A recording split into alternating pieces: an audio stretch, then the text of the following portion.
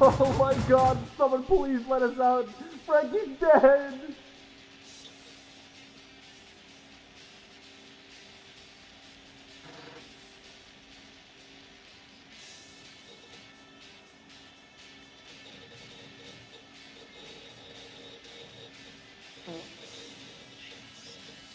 All you people out there like, when's the white Pestily? When's the... I don't give a fuck, alright? The white's whenever it is, alright? When's the patch? I don't know.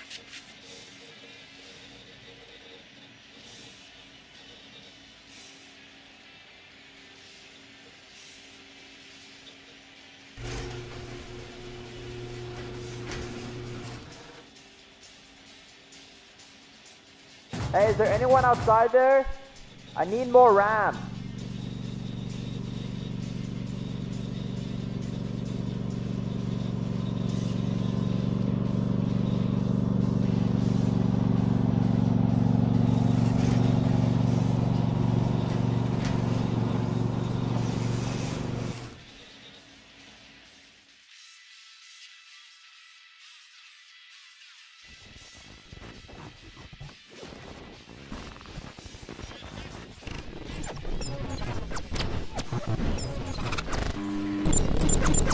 Alright, everyone hands up right now. Who's doing this?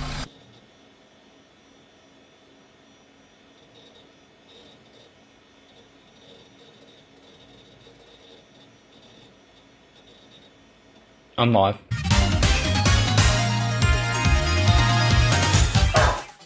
Look! Look! Boy. What that dog doing?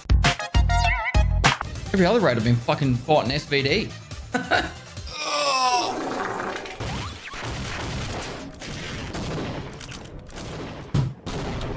It's 4 AM. Are you still gaming? Oh. Well, you're being extremely loud. Don't you think the neighbors can hear you? I don't think so. It was quiet yesterday too. Right, well, don't stay up too late. Rumor says if you say his name 3 times into a mirror, he'll power slide up to you and one tap your head / eyes. Probably. Has anyone ever tried that though? Saying his name 3 times into the mirror? Killer. Killer. Killer. Come here, boy! Help! Help, I'm fucked!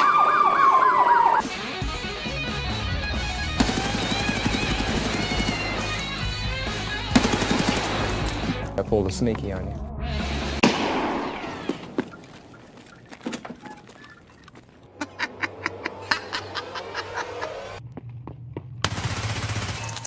Did he really try and shoot me through that fucking?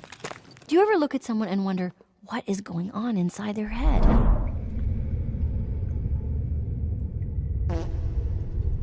He's behind the box on the left. He's dead. Oh! Done. You just one tap that poor.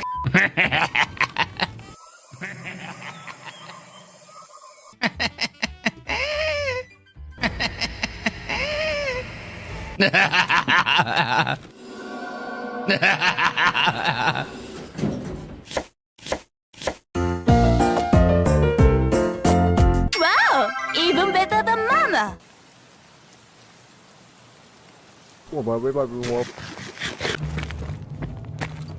Hello. Do you have a moment to talk about our Lord and Savior, Jesus Christ? Silent but deadly.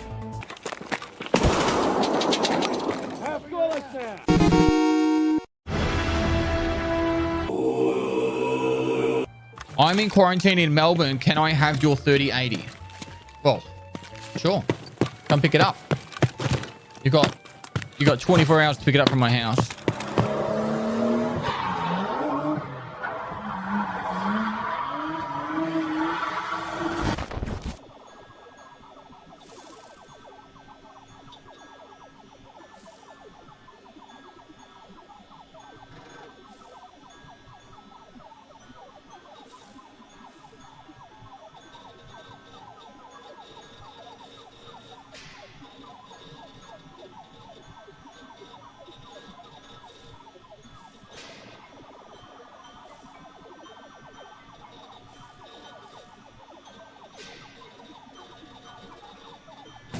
Он нас не выпускает отсюда, помогите, пожалуйста.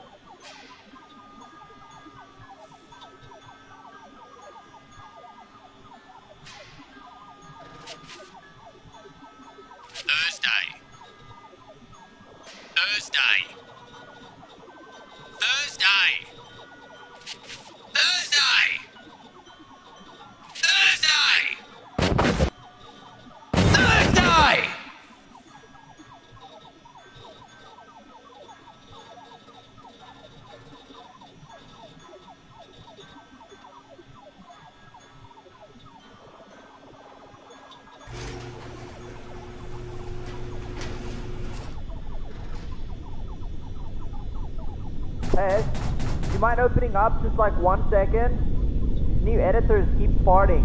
It's really, really stinky down here.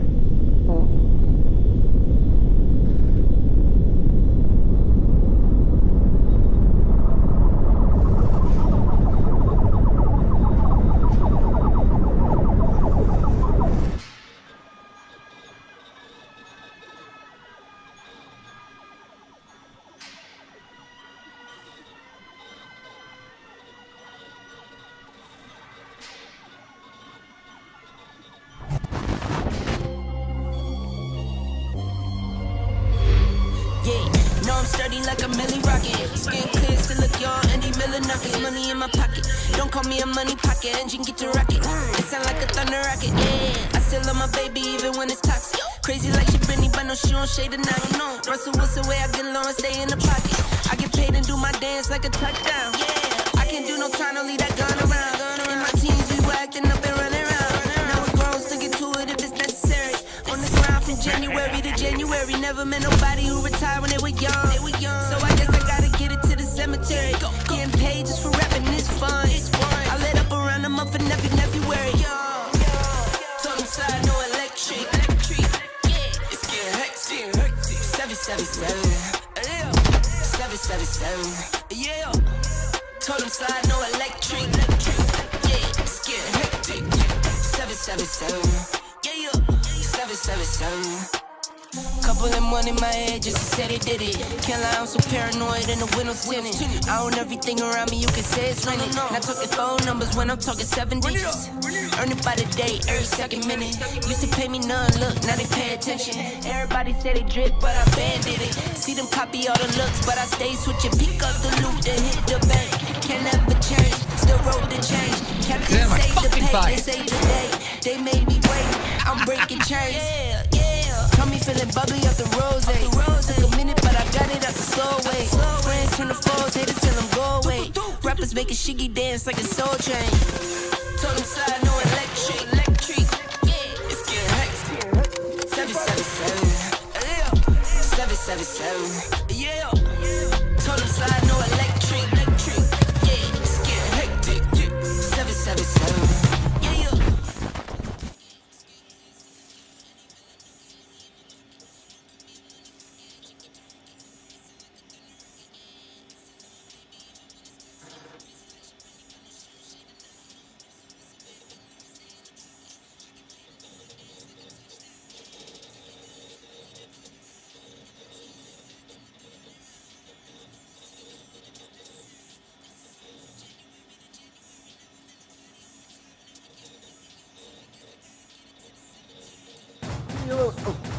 What?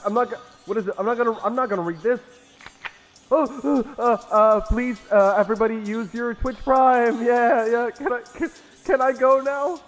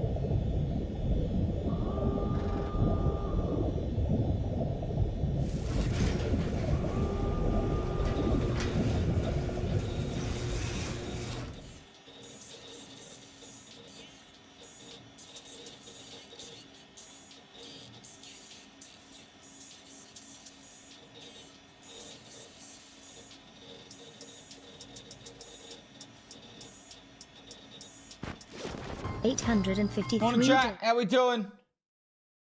Wake up, chat. It's time to get up now. Wake up, chat. I'm awake. So you're awake. And we have to play. Okay, you doing, mate? Fire hard hell. Heads gun. Jazz hands. Nova Scotia. Voltron. I'm still awake. Less than 3. Welcome back. Missed Thank you. Have a wonderful day. Thank you. Night Town, thanks for 44 bucks. Hey Jay, thanks for 5 gifted. Golden Hippo, thanks for 4 years. Esteban Series, thanks for 57 months. Stoner Brian, thanks for 25 months. I haven't done a podcast in a minute.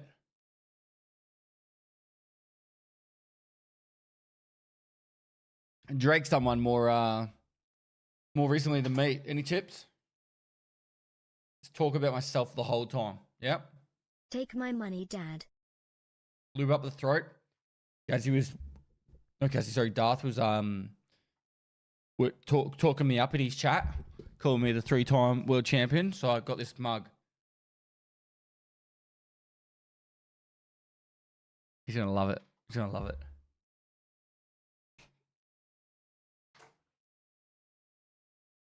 Talk over everyone else. They love that. They love that. Yeah.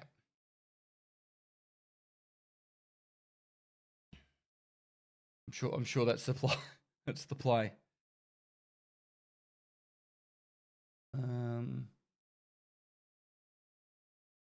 Put that there, that there, that there, that there, that there, that there. Yes. Talk about how easy PoE is for a tourist. The PoE diehards will love it.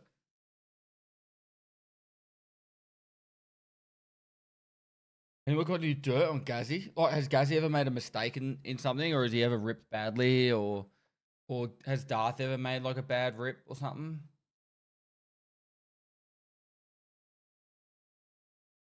Maybe I can say I'm no more of a tourist than, like, I don't know, like Darth is from Diablo.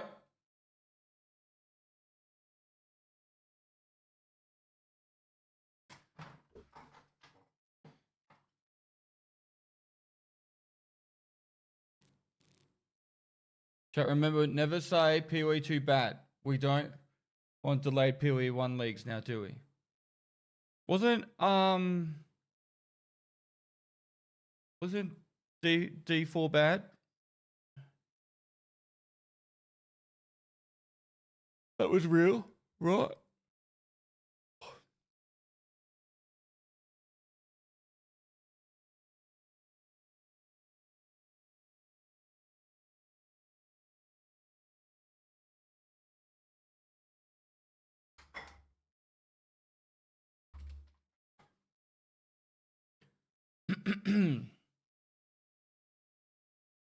Cat kiss.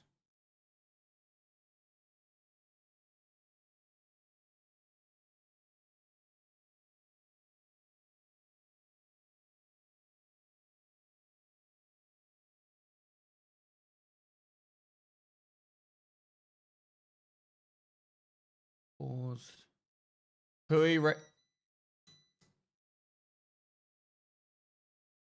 My lights just flickered again. What the fuck's going on? What is going on? Is this local power grid going out?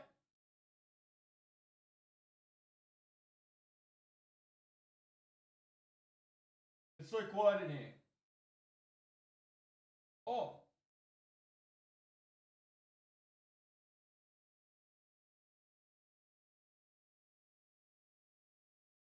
Okay.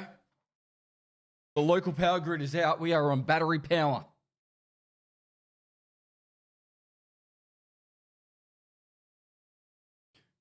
Got to turn off the VOD. Can't handle double Pestily. What VOD? Ooh, video call. I want to go.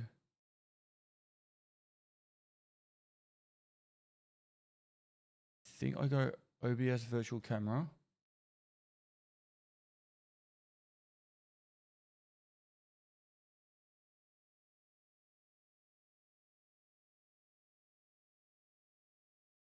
My camera on?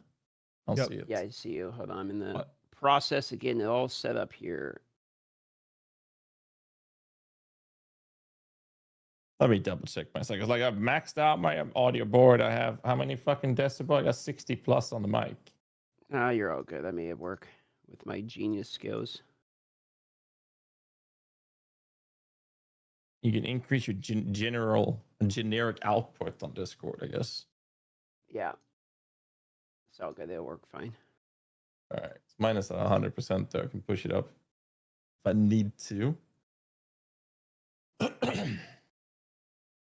Does that work? Yup. Yes, sir. Looking good. Do you know we just have your chat, There we go. your camera up? Oh, you showed the Discord call.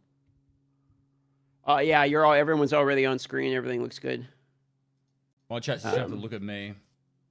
I'll put text box to go to your streams. Oh, you want me to? I can put it if you need it on your end here. I can do like this. No, I've Does got. make it better for you. It doesn't, because I use Discord on a different computer.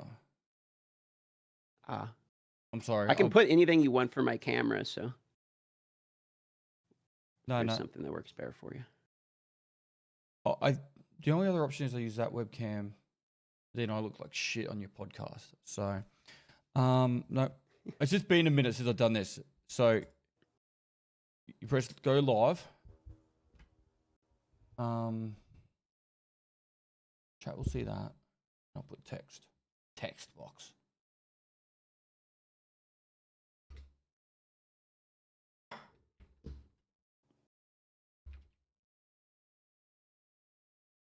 Transform.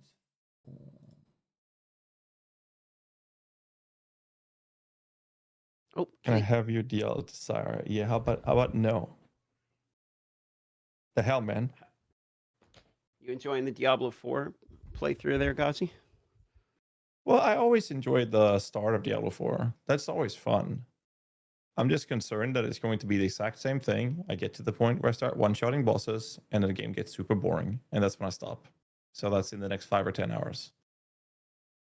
Oh, you got 5 or 10 hours. Pretty good amount of playthrough. Yeah, I mean, I get 1 or 2 days of streaming it, and then I'll do my stuff off stream afterwards. But it's been like that for too long. I just want them to fix it so they can be fun again. Next season, Copium. Surely. I'm gonna play Mega Bonk today. That game is absolutely 10 out of 10. It looked like a 3D version of Vampire Survivors. Oh, that's what it is. What? Which is Oh, did you check fucking great. Discord, by the way? Nah, what am I missing here?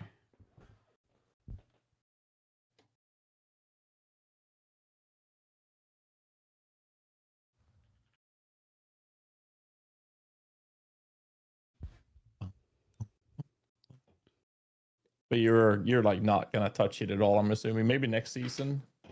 There's some things happening. What, D4? Yeah, no, I'm good. No. I'll say this though, I can't sprint, and I keep holding down space. It's really annoying. Yeah, that would do it. Yeah. See, that's when you know you want to sprint. Yeah. Can try one thing. Yeah, no rush, man.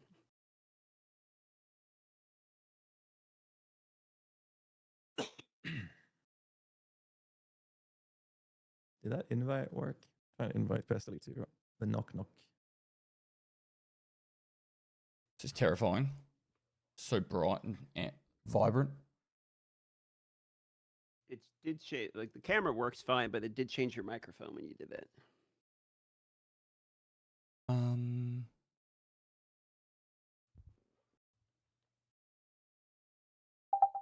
Is that better? Much better. Yes, sir. Hey, how do we do like a funky background? Funky background. I mean, I can put a. You want a funky background? I can put a funky background behind you. Yeah, but isn't it in Discord they do that? Video. Yeah, they might. I've never really used them. I always just kind of use the setup I have. So. Do you want me as a sexual firefighter? Yeah, whatever way you want.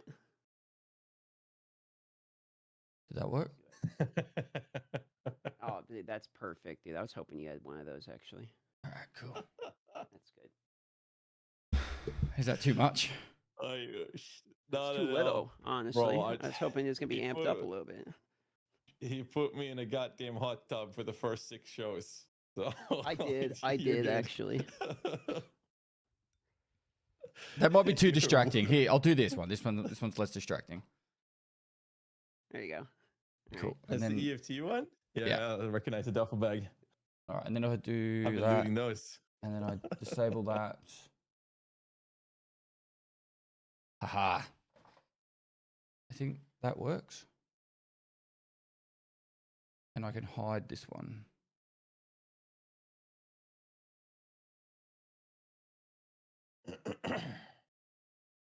I'll hide you. It's a lovely day out today, dude.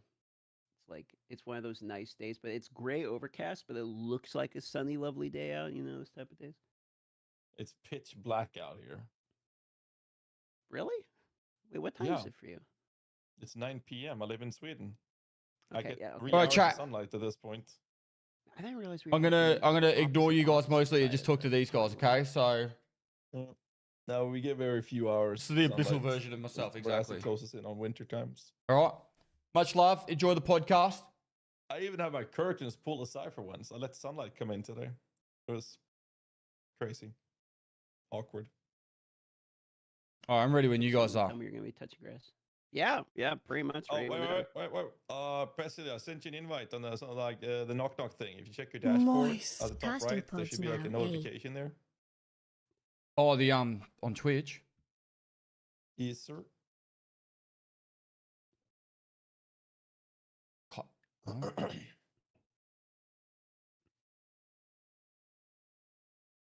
There it is. Did you get it? Yep. Let me Yep, just sir. mute that real quick. Yeah. Should be like pop out window. You can mute there as well if you need Yeah, to. I'm normally the one inviting people. I've never really done it the other way. Yeah. All right, I think we're probably good to go. How's our audio levels? How's that, All good? chat? Everybody can hear us fine. Let's start with Pestily. Can you say anything at all? Make sure chat can hear you. Hi guys, this is Pestily and welcome to another Gazzy and Darth Microtransactions and Pestily podcast. So without further ado, let's crack straight into it. There it is. Perfect. There's the intro. Mic Now we check. don't have to do one. Yeah. Mic check, 1 2 3, 1 2 3, mic check, mic check. Okay. And this is DARTHMICROTRANSACTION, speaking words into the microphone. All right, we look good. No complaints. All right, should I do the intro this time? What do you want to do? I think that is your turn, yeah. I've done the last All right. couple. I got it. Ladies and gentlemen, welcome to episode 69,420 of the Tavern Talk podcast with my lovely co-host, GHAZZYTV, and the 3-time world champion of the world, Pestily, and previous #1 rank HCSSF Path of Exile 30 Victors. How are you doing today, Pestily? Thanks for coming. I'm doing wonderful. Thanks for having me. Yeah, thanks for coming. So you hit rank 1 HCSSF this league. Let's start with that. How'd that happen? A little bit of luck. But I did play a lot off stream in the previous leagues. Like when the game first came out, I didn't play any softcore. I don't know what you guys did, but I didn't play any softcore at all.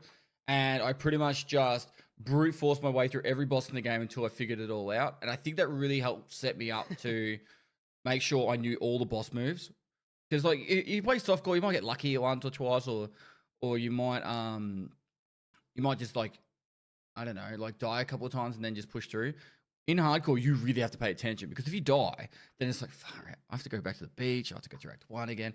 And it wasn't like an hour to get through Act 1 back then. It was like multiple hours and it was pain and suffering. So I think a lot of the early 0.1 patch where I just grinded my life through Act 1, brute forcing it through it, finally learning all that really set me up for all the other stuff in the game.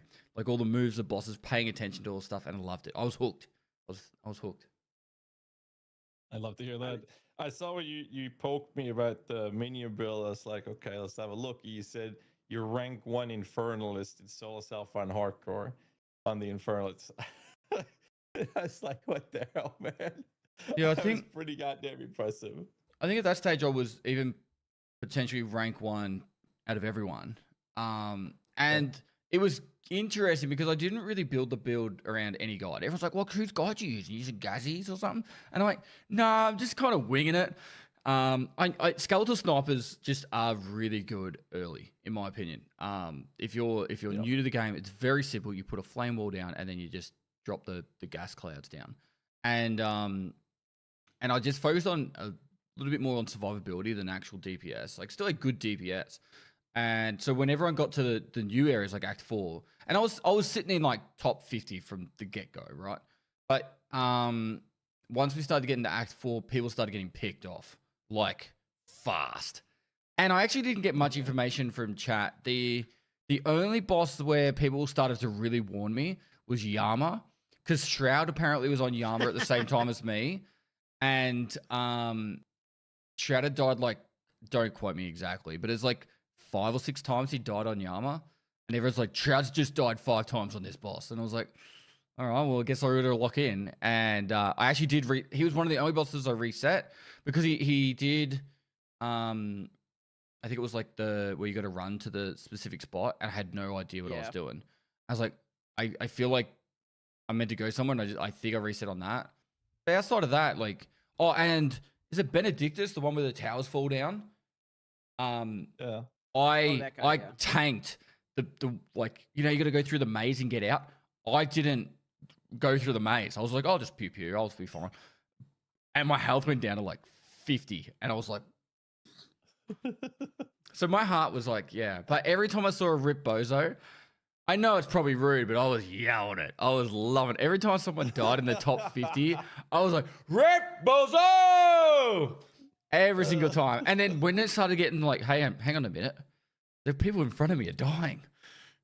And it got to the point where I was third, and second was dead, and number 1 died. And that's what I knew. I'm the best in the world. World's best confirmed. Dude, you know who got me? Okay, was the you see, Yama didn't get me because I had an unfair advantage because I had seen Yama. So like I knew when I saw it that I go, bro, we're gonna have another league where monkeys are killing people. Because the Yama was like bullshit. Like when I saw him, like there's no shot. Like you could barely tell what you're supposed to do, and it's kind of a one shot. I mean, not really, but kind of. So when I saw that, I was like, I cannot wait for the league to launch because I know Yama's gonna be killing people, and it absolutely was. But who got me was the stupid dude, what Fairer Than Prince. So he's like death from every angle, and he goes like do like in a line. Like I got shotgun. I had 3,200 HP at that point, and that one dumpstered me. So is that like end of so second interlude or something? It's the second to last boss because you have that, and then it's the end of the second interlude, and then you go into you have basically Yeti and the spirit and the twirly bird. Is all that's really left. Yeah, and actually like something that really stood out. Oh, sorry, Gazzy. Something that really stood out to me, and I thought it was quite hilarious, was like how bad like Ziz was doing, and like Quinn and all those. It's dying to like everything. It was actually just making me feel good about myself. Like maybe I have finally figured out parts of this game. You know, like maybe these guys aren't as good as I thought they were. It's the Tarkov player in you. You've been forged in the fires of having to suffer through Tarkov. Yeah, true, especially hardcore wipe. But you've been doing like self-imposed hardcore on yourself for the longest of times, anyways. I think. But like, I thought it was so funny, like when people were dying to these bosses, because I got astronomically lucky on my first playthrough. So I had ridiculous minion gear when I got to the Act 4. So most of the bosses, I didn't see the faces. Like they were dead in a handful of seconds. Like, okay, these are not very hard. And people were like, oh, Yama's gonna kill you. I never saw the face. And then the Prince of Farron you talked about, oh, that one does so much damage. Died in 6 seconds. Like I didn't see them. So I did a playthrough again. I uploaded on YouTube for like a playthrough with all the campaigns with the minion build. And I deliberately kept my gear down. And I was like, there were some fights I died to in this recording because I was like, I've never seen these mechanics before. They're actually hard. Like you gotta move. Like Yama, for example, it's very hard to tell that you had to follow the spirit and stand in that right spot. Like this is just like a wake up call for me. But I started a new character with Soul Self on Hardcore now, and I just got to early stages of Act 4 on my first character. But it feels a lot easier, like you said, Pestily. Like you know the fights, know what to dodge. It just makes a world of difference. No, so I completely agree. I think even though I tried to make sure I wasn't going to get like one shot, I still killed bosses very quickly. So my playthrough when I pushed through all the bosses, particularly in Act 4, I killed them very quickly. So I never really got to see the moves. So I think it was day 2. I was like number 1, Soul Self-Found Hardcore. Day 3, someone overtook me. And I'm not keen probably ever to get to level 100. Like I don't really, personally, it's not really going to be something. And people are like, are you going to try and go first to 100? I'm like, that's 3 weeks. I've got a kid, you know, like I like outside. So I was like, okay, well, I did better than I ever thought. The aim was to try and be in top 10, and I did that. So I was like, well, I'll start again, and I did Contagion ED. And I did all the bosses again as Contagion ED. And I did have to actually pay attention to all the moves. And it was a really smart thing for me to do because now I've done a few characters playing through and I understand all the Act 4 bosses, mechanics and that. But it's good that you switched over to Soul Self-Found Hardcore because trade is so easy compared to Soul Self-Found. How did you feel about the crafting in this league for SSF? Did you find it to be a lot easier? Or was it kind of hard because you got, the abyss is kind of rippy? Don't open Pandora's box. This guy's been linking me the sickest crafts on a daily basis, man. Yeah, so I've done some pretty insane shit on Soul Self-Found, but the one thing that was a mass and this is going to be hard for them to top. Abyss or Abyssal is like amazing for density on every single location, no matter where you go. But then on top of that, I felt like I always had currency. So even though normally I'm like, oh, I got to save this X for that, that item.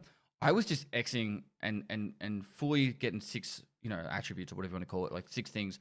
6 things on this is the level of my knowledge. On your jacket.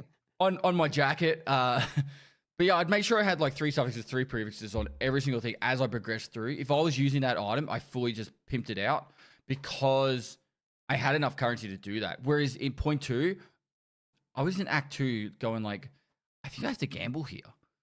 And I didn't even really gamble too much on the first playthrough. Like, whereas in the past, I in point 2, I really had to. So yeah, it was way better having currency. And I felt because I had more currency, I was more inclined to want to use it. And can I swear on this podcast? Yeah, of course. Yeah, so I could fuck about with it a lot more. So if I made a mistake, it was like, oh well, it's fine. Like it's not the end of the world. Whereas in previous like point 1 and point 2, I was like, I can't use a transmute here. This is like my last one. No. Did you play? Did you play 0.2 after the currency buffs? Mm-hmm. I did. feel like I noticed that a lot more in the start. Yeah, I went because I was in maps at that point. I went from like it felt like I was never seeing X to like multiple X per map. Yeah. And it's obvious that it's still there now. So if you only played the starter point 2 and then didn't play after the currency buff, it was a noticeable difference.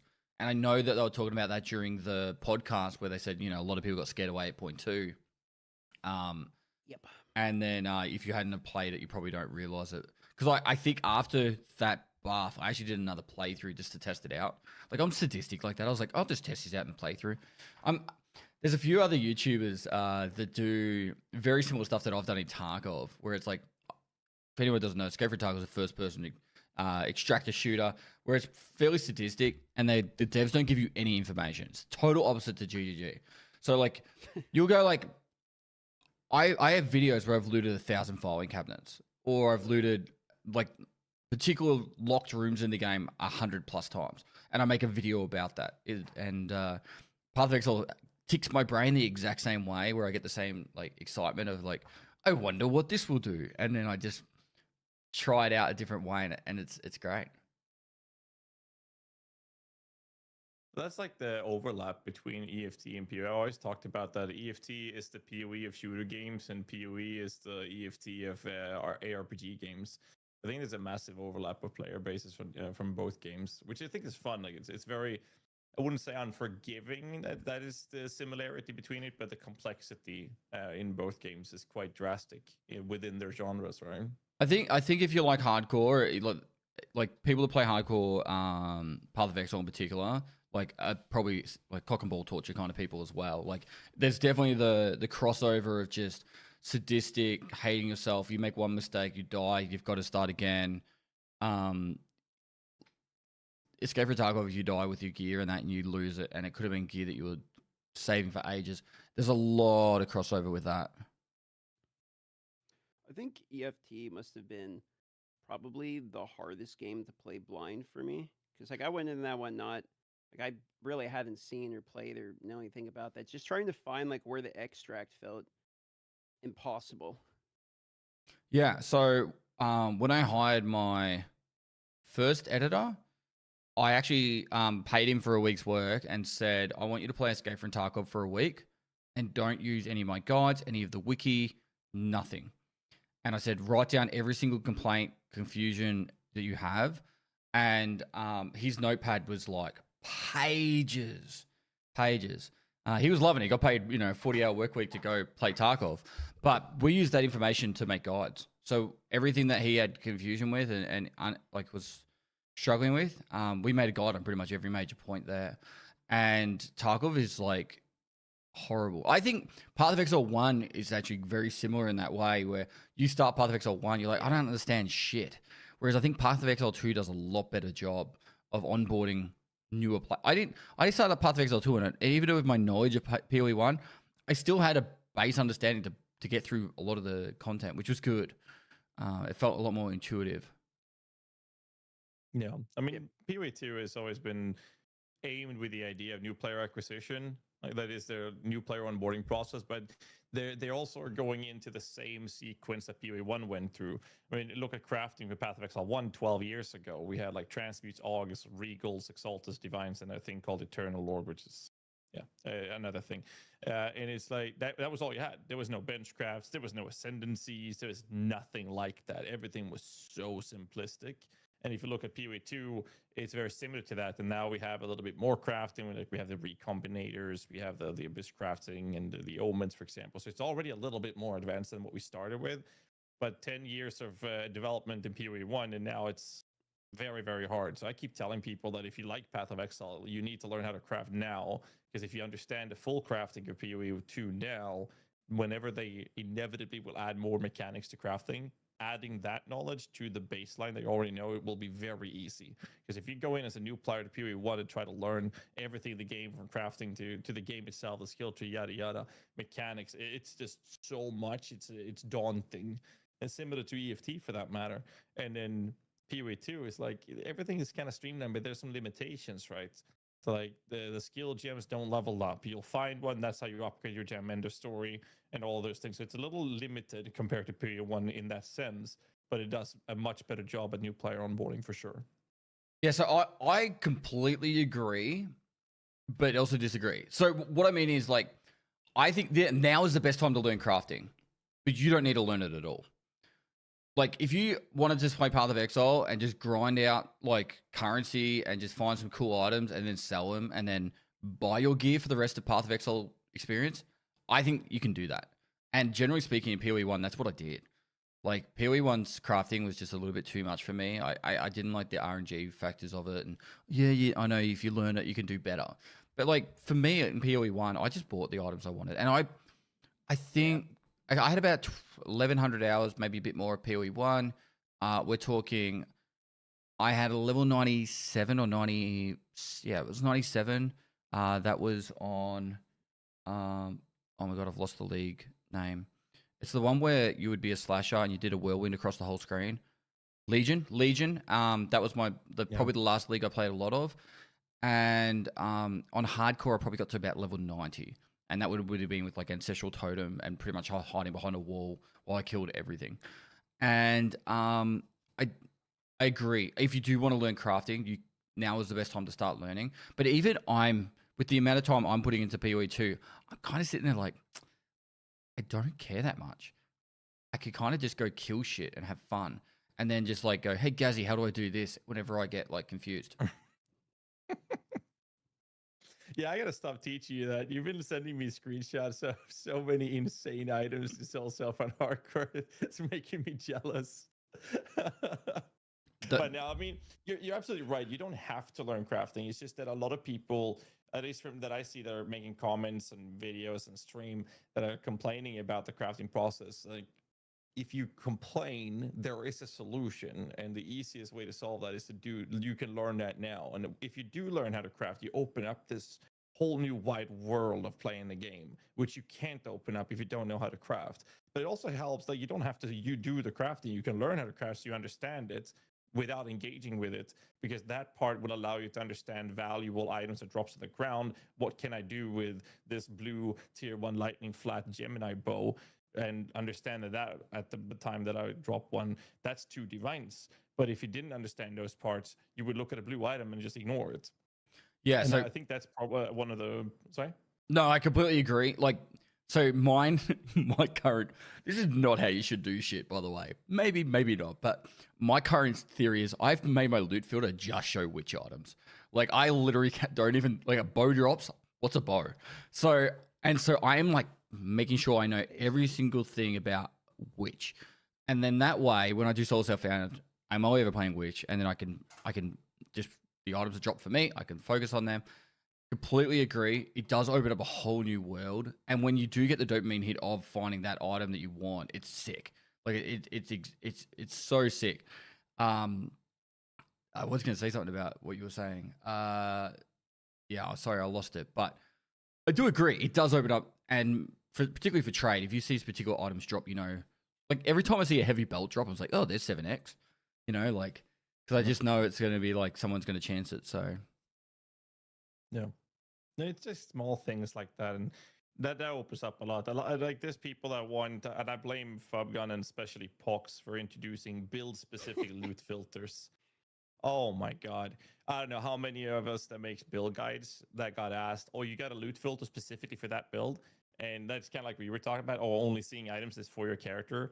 And the only scenario where I would ever recommend someone to do that is if they're playing solo self-found, hardcore or softcore, but solo self-found, and they know for a fact that they will never, ever, ever play anything but that build, then a loot filter only showing items for that build would make sense. Because if you're playing trade league, where most people are, even in softcore, like trade, and hardcore doesn't matter. But if they're playing trade league, you want to see the other items because there's value in those. Those are not for you; those are for your money, so you can buy the things that are for you, right?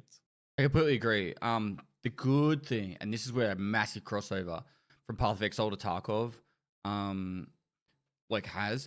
So the lack of hand holding the game has on those particular areas of the game gives you, like, as in Darth and Gazzy both, like a massive area of making content, right? Like how to do this, like, oh, look at this sick bow that I made. And I think it like I wouldn't even have a job as a content creator if it wasn't for how shit Tarkov is at telling you how to play the game, right? Like it's only like in 8 years, it's only just in the last 12 months told you the penetration and damage of ammo in the game. So like it's a complete opposite of Path of Exile when it comes to like how horrible the handholding is. But the fact that they've kind of left crafting as like, hey, it does this, good luck. That's kind of good because it means you guys can make content from it.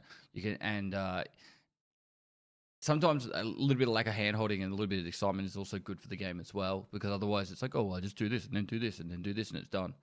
Some people, you know, won't get that the same dopamine as out of discovery. Yeah, I remember when I played EFT the most a few years back, and I would have on my 3 monitors, I had a main game and one monitor. I would have the map on one and underneath that I would have the split screen with my team, so I see their screens. I wouldn't shoot them. Sorry, DM, about that, by the way. And then on the other monitor, I would have the literal document of ammo charts. So I loot one. I was like, US ammo. Okay, let me check the document. No, that's trash. Okay, throw that away. BP, let's check. Oh, that's good. Let's save that one. Like, we had such opposite experiences because I did absolutely zero research at all. So I'm just going into the game and I'm just sitting there like shooting people. I empty an entire mag dump into someone's chest. I'm like, why is he still alive? And then of course, hours later into the game, you learn, oh yeah, shoot him in the leg because your ammo literally can't even hurt him. Like, Yeah, there's curious nowhere about that game actually. explains it. Have you fought a cultist, DM? A cultist? I Yeah. don't know, maybe. So I've had 2 fights with them. The first time when someone showed me I had a thermal, shot them from 80 miles away. This is years ago. But the time I fought them, I had the same like new player experience with a cultist. They're just hiding in like a bush or something, and they look scary as fuck with these masks and shit. And he just looked at me, and I was like, okay, well, I'm not aggro. I'll just run away. The dude starts sprinting at me. Just literally just beelines to my face. I mag dump the guy. He doesn't die, so I try to run. He stabs me in the stomach with a dagger, and then he runs away. And I'm like, what? Okay, I'm good. Then when I'm like 100 meters away, then he starts lighting me up. And I had like no HP. I'm like limping away. And then he throws a nade at me. It was the worst experience ever. I got humiliated. But now I know what to do because I did some research after that. And up My until favorite lately, experience they had was no with- footsteps either, so that you couldn't even hear them running up to What? you. Yeah, so they would run Yeah, up to quiet. you. Yeah, that's changed very recently.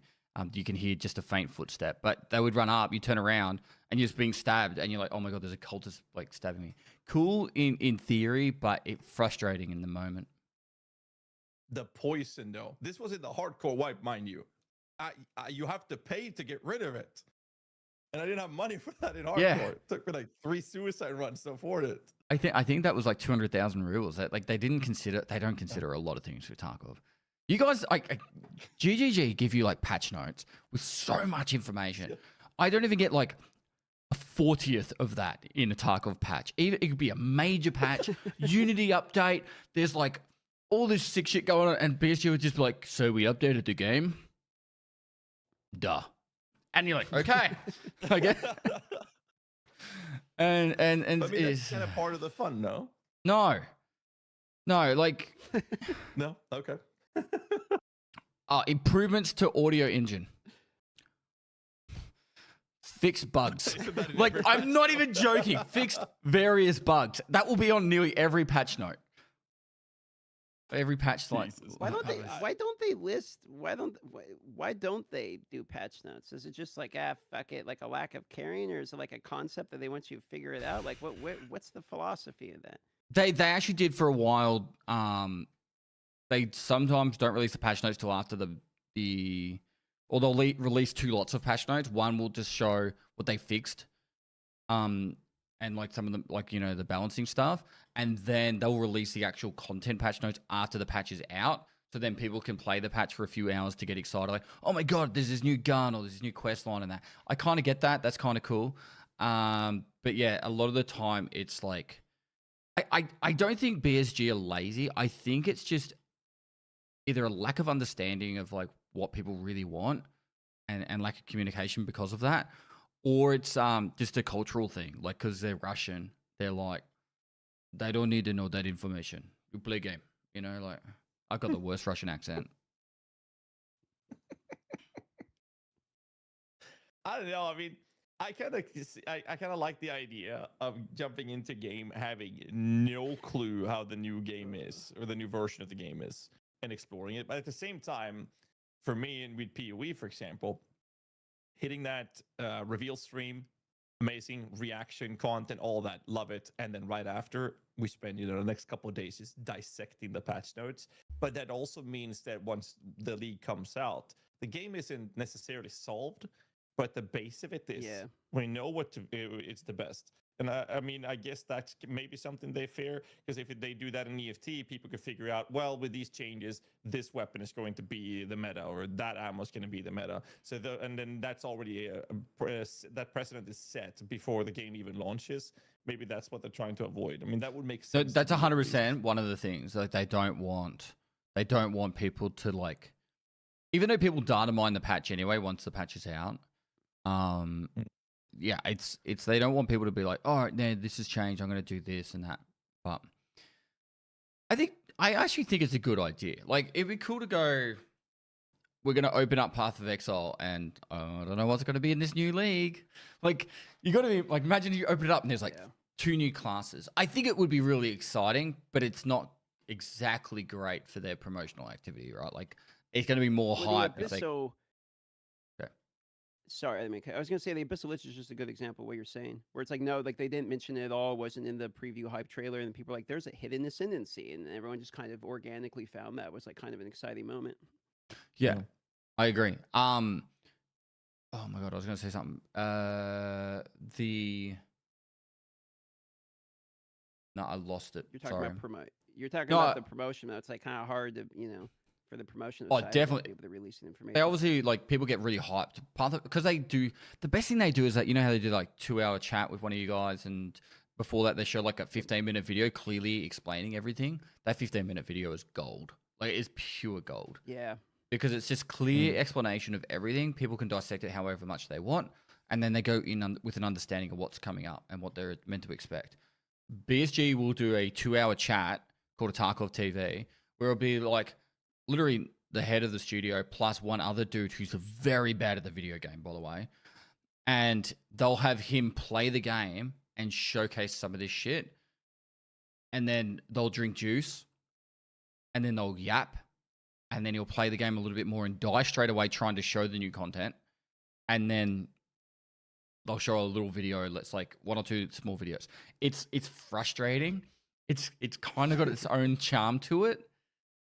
It's got its own charm to it, but it's very frustrating. It's like people watch the videos that I make, the summaries of the 2-hour. I watch it for 2 hours. Sometimes the videos are short as like 4 minutes of the new content, like 4 to 6 minutes, and it's like I had to watch 2 hours to show that. It's Yeah. I mean, that's something I feel like is kind of weird. Is I think EFT would have been much bigger if they had better PR behind it. And I mean, part of that, like PoE gets so much attention when they have a reveal stream and then patch notes, and that's, the content creators goes ape shit, dissecting every single word. Like, I mean, just the words that are uttered in the video is being dissected, and like content all over the field, and that's a lot of marketing value out of that. But I don't see that with EFT. When they have a reveal, there's like a reaction to it, and then it's over. There's nothing else around it, so there's not this high pressure time is being extended when they have like reveals like that. Whereas in PoE 1 and 2, it's very different, and we see this happening in other games. Like take a look at Diablo, and other ARPG games don't have that same pressure either. Like PoE really is at the top of the mountain when it comes to that specific PR approach, at least from my perspective. It's the precedent that they've set for themselves. So like they've made communication so good that now everyone expects it from them. So they're like, Thanks, okay, Pest. we've put out a really good patch notes of all the information. So the next patch notes have to be like just as good, if not better. And it's good business practice by them. But then the community starts to expect it. I think like you guys are, I'll say like casual kind of Tarkov players, or you understand the game from a like a broad view. Tarkov has gone through its highs and lows in the last 8 years that I've been playing it, and it's definitely on a downward trajectory when it comes to player count. 1.0 will, like, fingers crossed, like revitalize a lot of the community, but there's been like it trended hard, like the Unheard Edition drama, like where they released a $250 version of the game. There was a video called The Wiggle That Killed Tarkov, which people still have quit the game from that as well. And I watched that. I didn't watch it until like I played for like 10 days or something because people are like, you have to watch this video. It's like I don't want to watch literally anything until I've played it blind for a while and like know how I feel about the game. Then I watched the video, and there was something about watching that video that killed a certain percentage of the game, like 100%. Yeah. And they're just two examples of like a lot of like negativity that's come out of the process of making Escape from Tarkov, which is sad because the game as itself, like, and like I'm not trying to be political or anything, but like even when Russia invaded Ukraine, like if you played the game, you were getting death threats. Like it was like, how dare you support Russia? And I'm like, I'm just playing a fucking video game here, right? And I've always said at the end of the day, it's the game that's been the victim the most out of it. Not the devs or anything. This game is like given me personally. It's my favorite game of all time. This game has given me so many feels that like a video game has never done.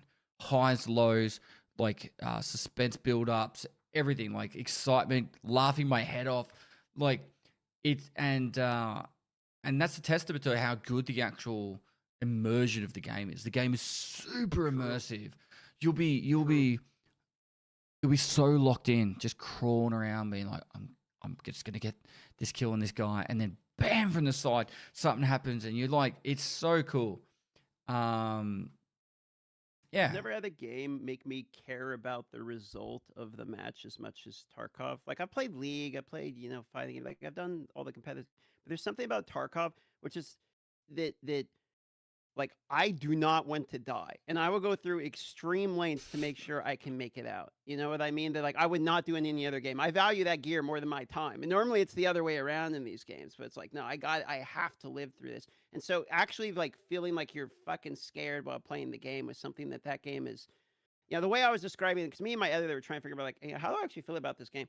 And I describe it as like the best worst game I've ever played. Is the way I feel about it, because there's something about Tarkov that no other game can give you that exact feeling, but it doesn't want you to play it like at the same time. It's got a lot of jank it's a really things. weird game for me. Yeah. Like loading times, cheaters, everything is. Sorry, but I just want to put a perspective out there that everyone is watching. We have a lot of latency issues because like I'm in Australia, like GHAZZY's in Sweden, and then like Darth is in Alaska. So there's probably about a 0.3 second delay. So we're not trying to deliberately cut people off. Yeah, we expected that. That's all good. No, I was just saying, like, for me, my description of like EFT when I started it, it was like the highest of highs. I found a LEDX. Wow, that was crazy. And then I spawned, and I have no idea where the enemies are spawned. A shoreline spawns, so you're rushing resort or something. I get in, about 10 seconds, 12 seconds into the game, I'm dead. Okay, there goes all the loot I just prepped half an hour prepping or whatever.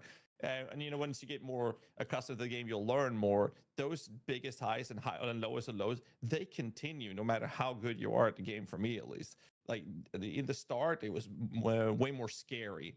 And then when you start learning where enemies can spawn, then okay, well, I'm on reserve. I know that if I don't run away from where I'm spawning, there's going to be a firefight happening right in front of me. Like those things, like once you get to that point, it's still, you have more control of your situation, but the highest of highs and lowest continues. At any given point of your progression. There is definitely a bit of chasing the dragon. Like it's like I always explain to people that when you play Tarkov as much as someone like I have, like it's like the very first time you hold a girl's hand, it's like so like exciting, and you got a little stiffy and it's all exciting, and then you kiss her and like, oh my god, mind is blown. That's like when you first play Tarkov, but then like by the end of it, it's like just to get off, I'm getting choked out, punched in the back of the head to get the same kind of feeling. It does dial off later on, but in saying that, like you can definitely find ways of doing it. The cool crossover is in PoE is I still get some of the same feelings, particularly doing a boss I haven't done before, particularly blind, even not blind.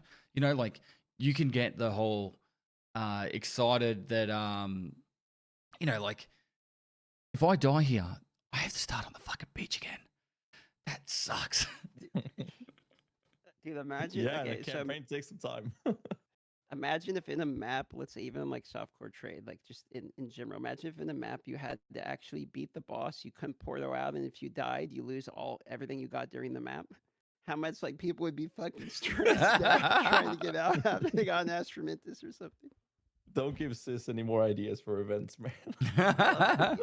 Give me an extraction PoE league. But that would be so cool. You know, the PoE had an event, PoE 1. They had an April Fool's joke many years ago that was PoE Royale. And it was so successful as a April Fool's joke that they made an actual thing out of it. And it was even a Twitch Rivals at one point.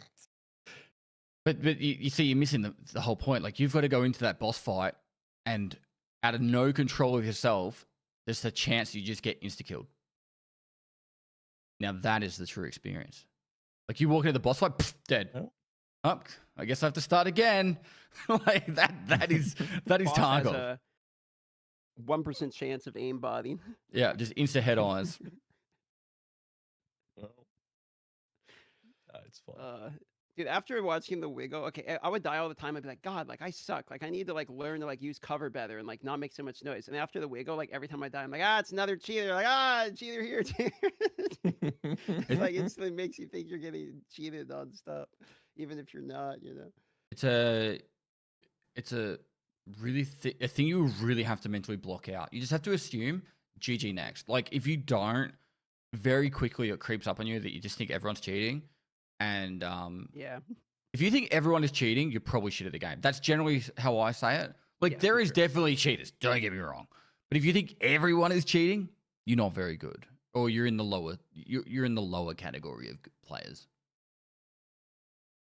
Yeah, I mean, and that's the problem with the game being so punishing is that if you die multiple times in a row, then it's very like I've seen this when I was playing like esports in Dota 2 12 years ago, 13 years ago. It's like as soon as you have a bad streak, you immediately stop being self-critical, and you go from I need to improve to it's not my fault, it's everyone else's fault. You get to that, like you're down so bad, you need to take away your own criticism for yourself. Like I can't deal with that as well. The game is already shitting on me. I don't need to shit on myself as well. That was a cheater, 100%. You know, and as soon as you start that spiral and you keep having a bad streak, I think that's the part where the game gets really annoying to play and really frustrating. I had that with a hardcore wipe at the tail end of it. Yeah, and I was like very rough, and at the end I was like, nah, like surely most of those were not legit, like wall hackers or whatever, right? And then after more deaths, I was like, I'm not having fun anymore, and it got a bit rough. But then I realized, I think that for the hardcore wipe, at least specifically, I think that the majority of the player base that is actively playing it are the more experienced players, and they are inevitably better than me, no matter what I do there. And I think that's the problem with a hardcore wipe. Personal, at least, that the people that are playing are mostly more experienced than on a regular wipe. Yeah, completely right. And also on top of that, it's like the worst time to make it really hard to onboard new players. Like you're about to launch 1.0 and you don't have... Like right now should be the most fun, easiest time to ever play Tarkov. It's like, oh, look at this, like happy, time. Whereas like everyone's just going around PvPing, but right now, like I played yesterday for I think about 5 hours, and the queue times, because no one was playing, were horrible. Like I had a couple of like quick deaths, like you were talking about, where I spawned in, ran like 5 paces, and it just fell over. And then I was just like, I'm gonna go play Path of Exile for a bit, And I even said to myself, like in my head, like I need to stop playing so much Path of Exile and go back to doing what I'm like known for. And after about 5 hours, it was just like I spent probably an hour of that 5 hours in queue. No word of a lie. That's what made me not want to play the game. There's 2 things. One of which was how much time I was spent in the menu, like especially if you're bad or new to the game. It's like I'll die all the fucking time. Skill issue, absolutely, but it's like I'm dying a lot. So then I'll have to go back and like reset up my gear, and it's not like I have all the presets because I can't afford just to like click the button and rebuy everything. I gotta like Frankenstein together a kit, and then you go back out there and you wait way too long just to die again instantly. It's like I'm spending 3/4 of my time not playing the game, which is what really was in that. And then when I learned that you have to level up like your stamina and your like running and all this other shit to like actually be. It's like, well, why have that in a shooter? Like I kind of didn't understand that side. It's like, why do I need to level my endurance and all this shit just to be on the same level? That's actually was really annoying. So, as a content creator, Tarkov is the perfect formula, right? So, hear me out. When you play a game like Apex Legends, you click play, you drop in, and then you're instantly shooting, and it's like pew pew pew, either win or lose, you die. Okay, cool. Q, drop in again. Like it's so quick. Tarkov, you have menu time where you kind of yapping, but like you're still setting up your gear. Then you queue up.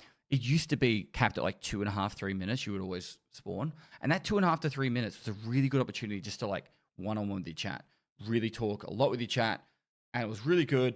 And then you go into a raid, and then you've got like anywhere between like a 5-minute to like a 40-minute raid of like story building, really. Like a raid always says like a short story of like the whole playthrough, which is like your full picture. So when it was like 2 to 3 minute queues, it was great. It was a perfect game because it forced you to talk to chat, and I think a lot of content creators have really high sub counts playing Escape from Tarkov, and I think Escape from Tarkov's made probably more Twitch partners than the majority of games based off its like amount of like how big the game is compared to like other games. It's weird how large it is for its player base for sure on Twitch. It's massive on Twitch. Yeah, and it's way more enjoyable to watch than it is to play. I think that's a legitimate like thing. People love playing 100%. Vicariously through other people. Whereas like even Path of Exile, because it's so go, you don't really get much time to just stop and talk to your chat. And I think it's a very good thing that you can just press escape and talk. Like I sometimes have a question from chat playing Path of Exile where it's too much brain power for me to focus on not dying and talk to chat. So I literally just press escape, pause it, answer the question properly, then go back to playing. And I think it's really done well for me personally where Tarkov did have those loading times. It's horrible now with how long it is.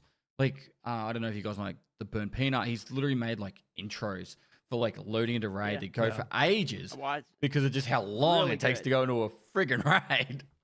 I've got advertisements I've made for like one of my major sponsors. I've got advertisements. I press a button and it just like it plays a few minute ad because I know I'm safe for the next 2 minutes. I'm not queuing up.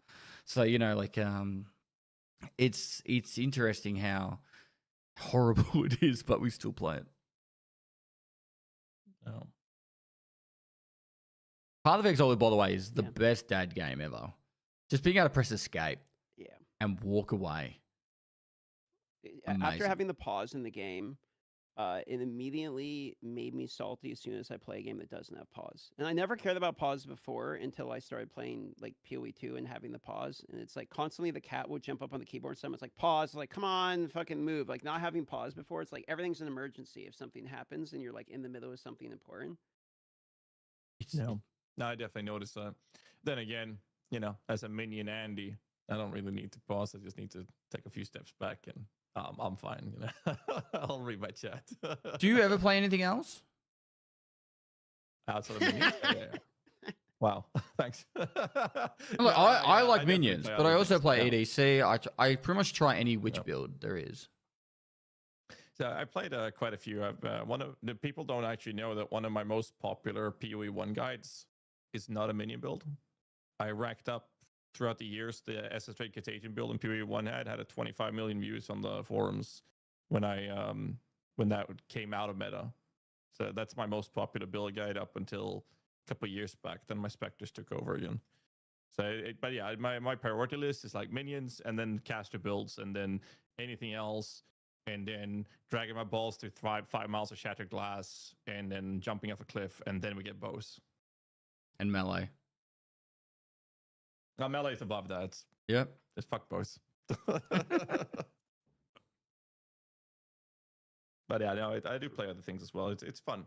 Caster build specifically, but it's mostly like the whole necromancy theme. So I like the chaos oriented spells and that kind of play style. That's always been fun for me. It's like I started with that thematic interest from Diablo 2 with the Necromancer. Bone Spear builds, Spirit builds, and Nova builds with the poison and whatnot. And then minions, of course. But there's like an expectation for me to do minions as well. I don't mind it because I love doing it. But like if I don't start this new season or league with minions, I think people would question my sanity. No, I understand that expectation. Like coming from where I've been playing a lot. Like people used to be like, "Are you going to try and be number one to get Kappa?" Because I did that a lot early on. Like I used to try and finish the game without going to bed, pretty much back when you could. So I'd play like 40+ hours straight just to like get to max traders. I'm glad I broke that though. Like, and I made it that people just can enjoy me for what I do. Yeah, it's interesting. Did you play much Diablo 3? Did you play Witch Doctor, or did you wait until the Necro came out? Yeah, so I played Witch Doctor in D3, and then a friend told me that I should try Path of Exile 1. This is 12 years ago.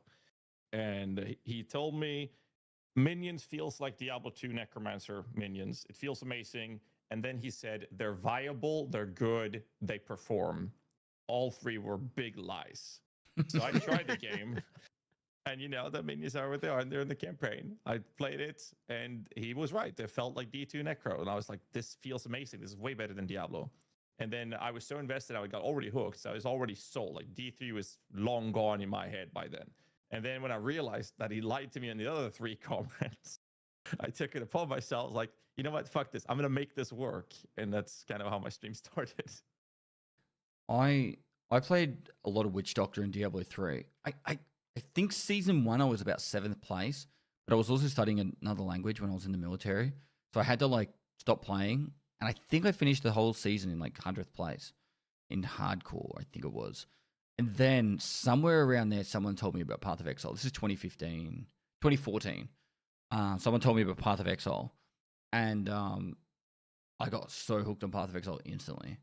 It was such a good, like, it was a breath of fresh air going from from Diablo 3 to Path of Exile. Did you play much PoE 1, Darth? Yeah, I played PoE since Total League is when I started with PoE. So 5 leagues, I believe I've been in for about 5 leagues. But your claim to fame, where everyone got your notoriety, was in Diablo 4?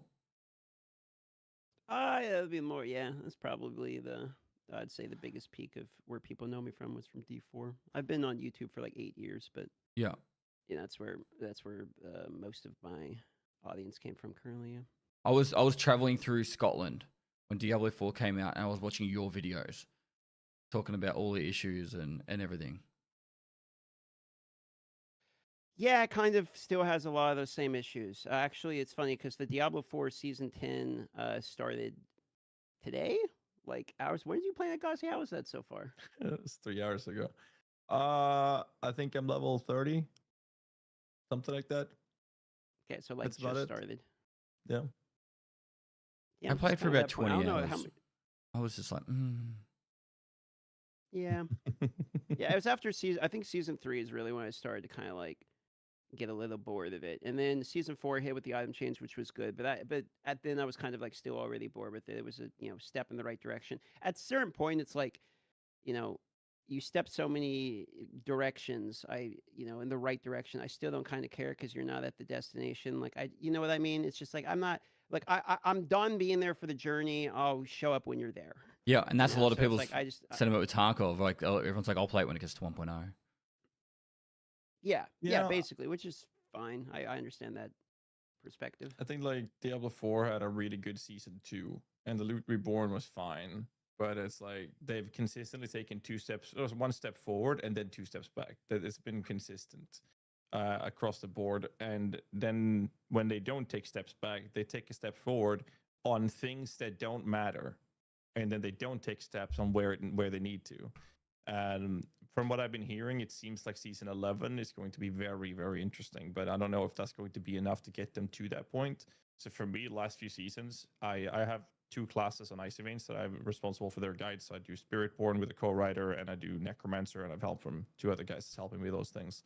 But I always play every season, and what I do is I play till the point where now I'm just one-shotting bosses to get my gear, to having more gear to one-shot the same bosses at a little harder difficulty, to get more gear, to one-shot the same bosses on the hardest difficulty, to get more gear, to do what? There's nothing. I could do the pit, which is boring as fuck. So I play the game for 10, maybe 14 hours at best every season, and then I'm there and I'm done. Like okay, so I agree with that, but it's for me, it's not even that there is a huge lack to do in the in game. It's the amount of things that get added, like the amount of stuff that was not covered in 0.3's release video that is actually in the game. They just didn't mention it at all. When you go into the game, you're like, oh, that's there, like a whole bunch of the omens, etc. Like that amount of stuff that was not covered is more than any league they have ever done in Diablo. It's the amount of shit that gets added is always like one line worth of stuff in PoE 2 that's literally in fucking early access and it's not done, and which would be fine if it was like season 1, but it's season 10. It's like how many, how long are you exposed to be like, okay, next season, okay, next season, okay, next season? Like I hear that every time, and it's like every time I look, it's like I'm still standing in the hell tide doing a circle, or in even the worst case scenario is you're running the campaign. Last league, what was it, or season, everyone was running the fucking campaign of Vessel of Hatred level, which is a horrible, like arguably the worst campaign out of any Diablo game. Just period. The Vessel of Hatred campaign, I didn't like at all. So it's like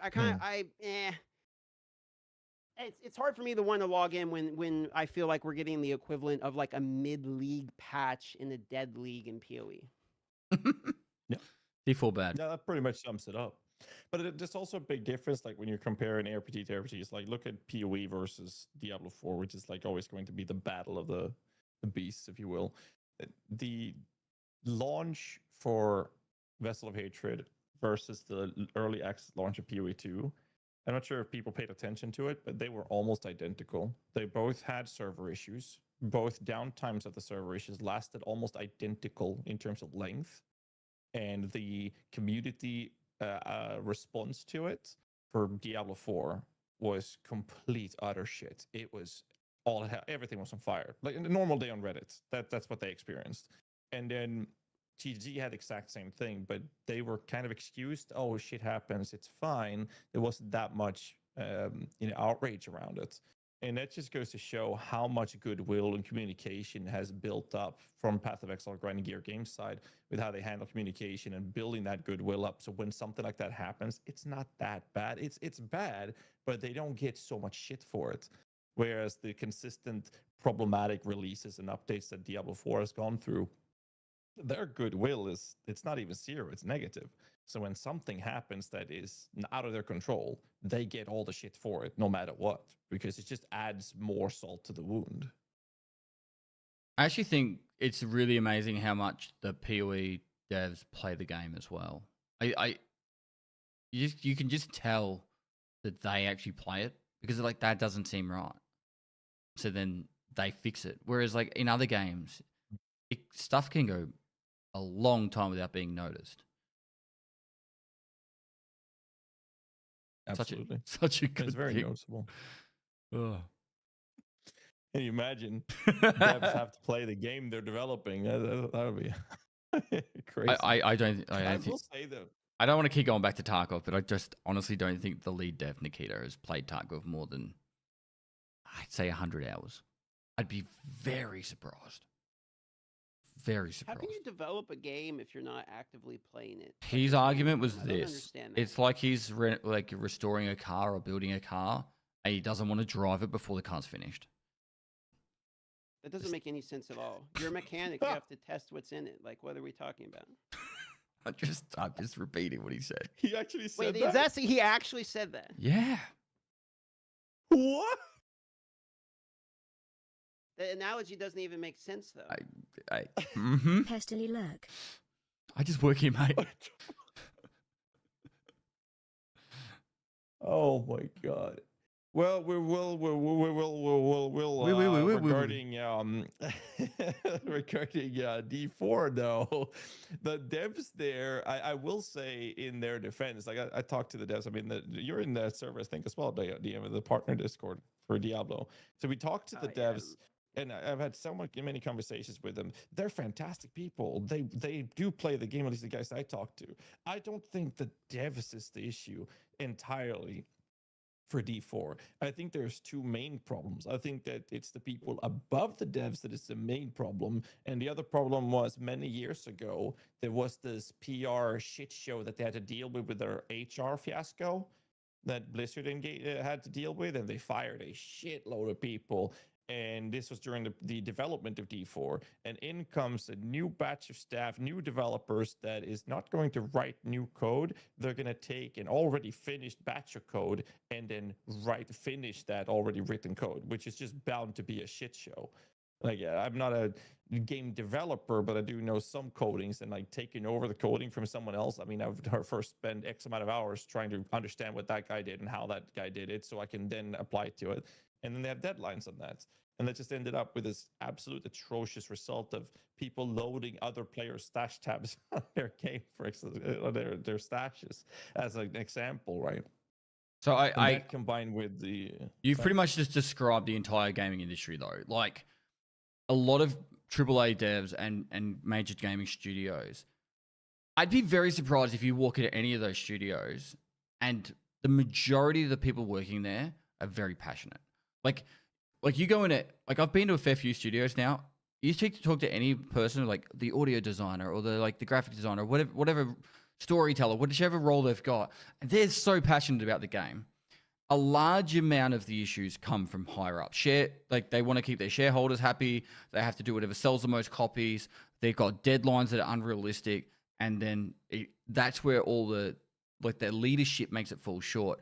I don't think the average person that works in any of these studios are to blame for the downfall of a lot of big games coming out. Shareholders and you know, because billionaires will come in and go, we want to make money, and then they'll be like, make me a game that makes money. They don't give a fuck if the game's good or not. Wow. And then okay. No, sorry. Then you finish your thought. Absolutely. Well, just realistically, then you go to you look at indie studios these days and how well they're doing because it's just a passion project that and yeah, there's a lot of indie studios that don't make successful games, but when they do make something that hits, they're making more money than probably some of these AAA studios when it comes to sales and stuff like that because it was just so much passion. 33 is an example. Yeah. Plus, there's something to be said for the layout. So when I visited GGG's office in person, a lot of time that I spent was trying to understand. I didn't want to just go down and be like, hey, what about the balance of this? Hey, what about this? I don't like this about Warrior. That wasn't the purpose of the trip. What I wanted to do was see how are they actually developing the game. I really wanted to see the behind the scenes. So I spent a lot of time just talking to people and also seeing how the office worked. And I've done that. I've been on Blizzard campus multiple times, and I've been to the GGG office. And the difference between that I've seen is in the Blizzard campus, you have huge buildings, literally multiple different buildings. People are spread all the way out on basically a Disneyland worth of room. You got this huge thing. And then you go to the GGG office, and it's Mark and John in the middle, and everyone is working in a circle around. And the people are constantly moving around, talking to each other, interacting. They'll just go into the office, and they'll be like, what do you think about this idea? And then they'll sit there and they'll immediately talk about it. They don't even do meetings there because he says that he thinks meetings are a huge waste of time. If it's something that you have to plan a meeting for, just go talk to the guy. That's their philosophy. It's you should never have a meeting because if you have a meeting, then it's a problem with the way the company is set up. And the difference between seeing that mentality of work on it now, as opposed to I've talked to some of the people over in Blizzard, and they'd be like, I can't even talk to a guy for 2 weeks. He just has his phone off. I don't know where he is. That difference is what I think that makes a difference, in my opinion, about how much content they're actually able to make versus going through that. And I've heard other things about them, I don't know how much this is true, but some of the guys I've talked over there at Blizzard say they basically just hire guys their first job, fresh. They've literally never worked on a game before, never played an ARPG, fresh out of college, not offering competitive wages. And as soon as they have any experience, they get poached by people down the road, like Amazon or Riot or somebody will hire them as soon as they actually have some experience. And so they have problems trying to actually get competent people in there to help, make the game.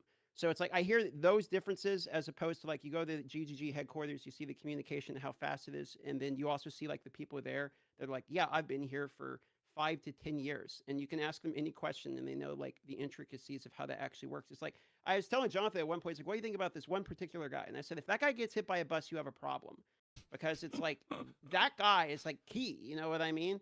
And there was many times that I ran into that scenario with the people, which is like, man, you know, you would really have a problem if some of these people were not there anymore because of how important they seem to actually be.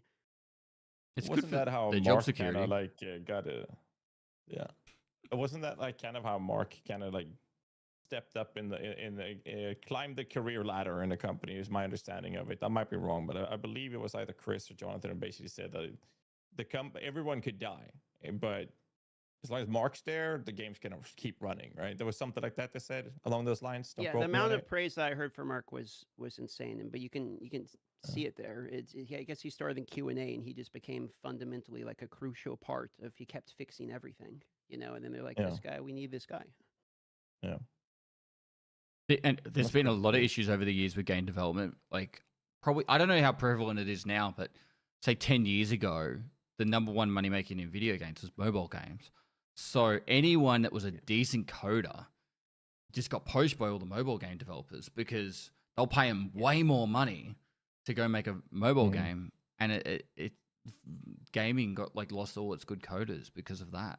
There's been a lot of issues with gaming in the last 10 years. It's I don't always just I very rarely blame devs themselves as the reason why games flop. It's the pressures from outside of that obviously there's some blame to go on the devs, but I don't think anyone goes to work and go, I'm gonna fuck Battlefield 5 so hard today. Yeah, absolutely. Yeah. Absolutely. You know, I've always had the opinion that Blizzard, especially now with Microsoft wallets juiced up their asses, would be able to generate the world's greatest ARPG that would be something you could play endlessly and be the most magnificent thing in the world, catering to both casual, mid players, and blasters. They have everything they need. They have the funding available to do so. The problem is they would have to sit in a meeting with the shareholders and say, hey guys, so we're going to tank the stock for the next 7 quarters. And once we've done that, we're going to skyrocket from there.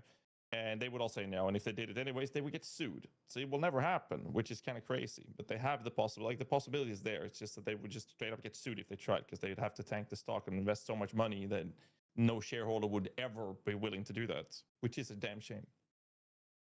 Well, and then why would you invest all this time, effort, money into making a passion project when you can look at Monopoly Go? They in the first 3 months and made over $1 billion, $5 billion so far in the last 2 years.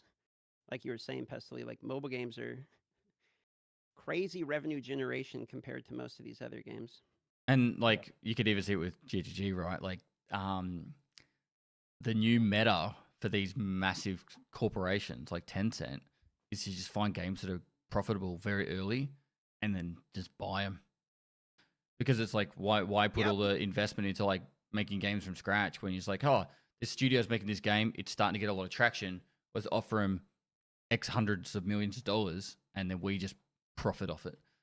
So that's the new strategy. What people were worried about with Last Epoch, because Last Epoch sold, right? And so people 97 something. I thought it was 92 million or maybe 97. I remember something like that. Yeah, 90 to 100 million dollars. Like, I knew they were good and they sold a shitload of copies on launch. I just didn't know they would get that much money out of it. I didn't know it was $90 million. Yeah, I didn't know it was a $90 million. When I saw the number, I was like, wait a minute. Like, that's... Yeah. That's crazy to me as well. I understood the sell at that point. I'm like, yeah, $90 million. I get that. Yeah, that'd probably do it. Was that Last Epoch you're talking about? Yeah. Craft and 90 million. Mm-hmm. I'd say yes to 90 million. I mean, at that point, you have to be like, whose toes do I have to suck? I won the game. The funny part there with the Last Epoch is they started as a passion project, and the guys working on it, they had basically no experience developing games for coding and all those things. They learned on the fly as they started it, because I remember the Kickstarter, which is like 7 or 8 years ago, and it went from that, and 7 years later, the company gets bought up for over $90 million. I think it's such a cool journey that they've gone through. and they have more to go with the development of it. But that process of just being this group of people saying, "Hey, we want to make a game. Let's just learn how to do it," and then 7 years later, the product's worth over 90 million. When are you guys making video games? It's actually an interesting question because a lot of I often think about this too, because a lot of the YouTuber friends I know over the years, like they went on from, they started as a content creator somewhere, find their niche, go more broad, expand, and then they get to a point where it's like when they start retiring and stuff, or they want to get out of YouTube because it's not a forever thing, they start building companies. You see that pretty often. And so I always wonder to myself, it's like, at what point do you start your own business? Like, I've had offers before to help people or get on ground levels. And I always say, it's like, I don't want to be in I don't get into it because I want to run I don't want to run a corporation. I want to run a business. I want to play video games. So I think it'd be fun to make a game because I love games. But then, Chris Wilson's a good example where it's like he wanted to go smaller so he could just make games again, right? Obviously, if you make it to his point, like you fucking done it and you're successful and all that, I get it. He's a legend. But it's like, I also think about that, which is, he was saying in his video, because he started doing YouTube videos of his own, saying like he didn't like basically being on the corporate side of it. He wanted to get back to making games. So it's, there's a whole conversation there I actually wonder about sometimes, because I think it would be really fun to kind of build a business or make a game or something. But then, does it really translate? Like, I loved video games as a kid, so I went to school get a computer science engineering degree to work on that, and I learned I hated programming, and they're not the same thing at all as liking computers. So I often wonder if it's the same thing. There's storytelling to be done in games, though. Like, you don't have to be the coder. True. You look at Brian Weissman, one of the founders for GGG. He's making a game now as well, and his contribution was not coding. It was flavor text and ideas and bouncing those things off. That was his contribution to the game's development in the early stages. Like there are ways to do it beyond the coding part as well. Yeah, true. How about you, Pestily? When you making your extraction shooter? 3-time world champion makes his own extraction shooter that releases before Tarkov. In 7 weeks. Yeah, why not? That would be the ultimate rug pull, hey? Like end of October, start of November. I'm like, by the way, I made my own game. Don't play Tarkov, play mine. I have spent way too much time thinking about making a video game. Because I critique particularly Tarkov so much that and it's more out of curiosity. Is like, well, how hard is it?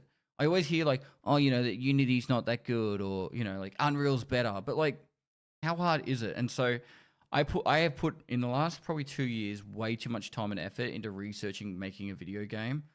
And really, and the only thing that stopped me so far is I'm the kind of person that I throw myself at things. And so, do I really want to commit let's say 3 to 5 years of my life when I'm already I'm so involved in content creation, and I'm now a dad. I need to have that right balance point. So it's something would have to give, and it would probably have to be the content creation, right? Because my family's way too important to just be like, no, fucking honey, I'll be back in a few years, and I'm off to dev, stream and dev. Buy a pack of cigarettes, a pack of milk, he'll be back. And I'm having too much fun still making content and being a dad to really want to throw myself at something new.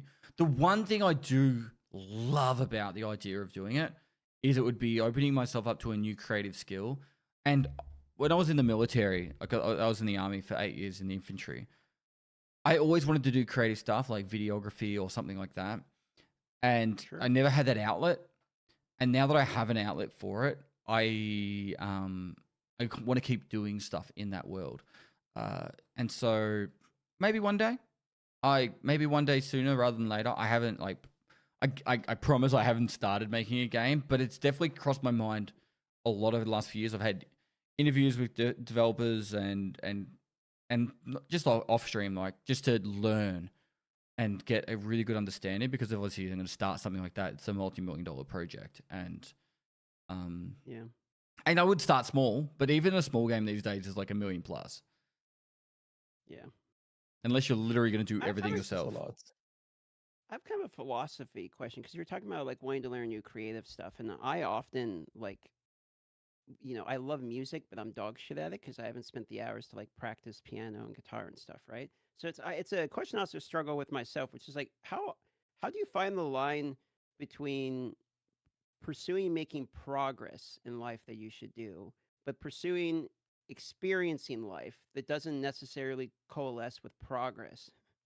I would argue that you don't have to do everything to be successful. You can do stuff to enjoy. And that's also a thing that we've been ingrained in our lives, that like we have to be the best at everything we do. And, you need to make money and be successful and all that.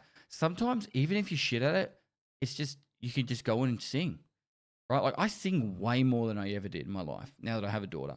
And I sing like an idiot, but I have fun doing it, right? And I don't have to be the world's best singer. She's actually a 3-year-old. Like I very rarely talk about my daughter on stream. But like she's a 3-year-old and she has a really good voice for a 3-year-old. And I'm not contributing to my singing, but it's like, but if I'm helping her just be creative and like, I'm gonna go do the dishes now. Like I'll just sing shit like that. Yeah. And then she'll sing something back to me. Like, oh no, you're not, Dad. And so it's okay. Like I love the idea of learning how to play the piano. And I probably will start doing it at some point. And I don't need to be playing on stream or the best piano player, but I just think it'd be cool to learn that skill. I have this fear of like, I want to be really good at a lot of things. But like realistically, I just have to appreciate it for what it is. Because like, how cool would it be to go be a race car driver? Well, I'm already probably a little bit old, but like I could go buy a fucking rally car and just start training to be a rally car driver. But then how much time is invested in that? And so it's I guess a beautiful thing of life that you could just enjoy it for what it is and being present in that moment. So if you want to go learn guitar or play the drums, you don't have to be the best at it. Just go and do it for enjoyment. I'm curious. My daughter is 2.5 years old, so just by a little younger than yours. And when she came, my entire everyone says a mother is a mother when they're pregnant, and the dad becomes a dad when the kid comes out.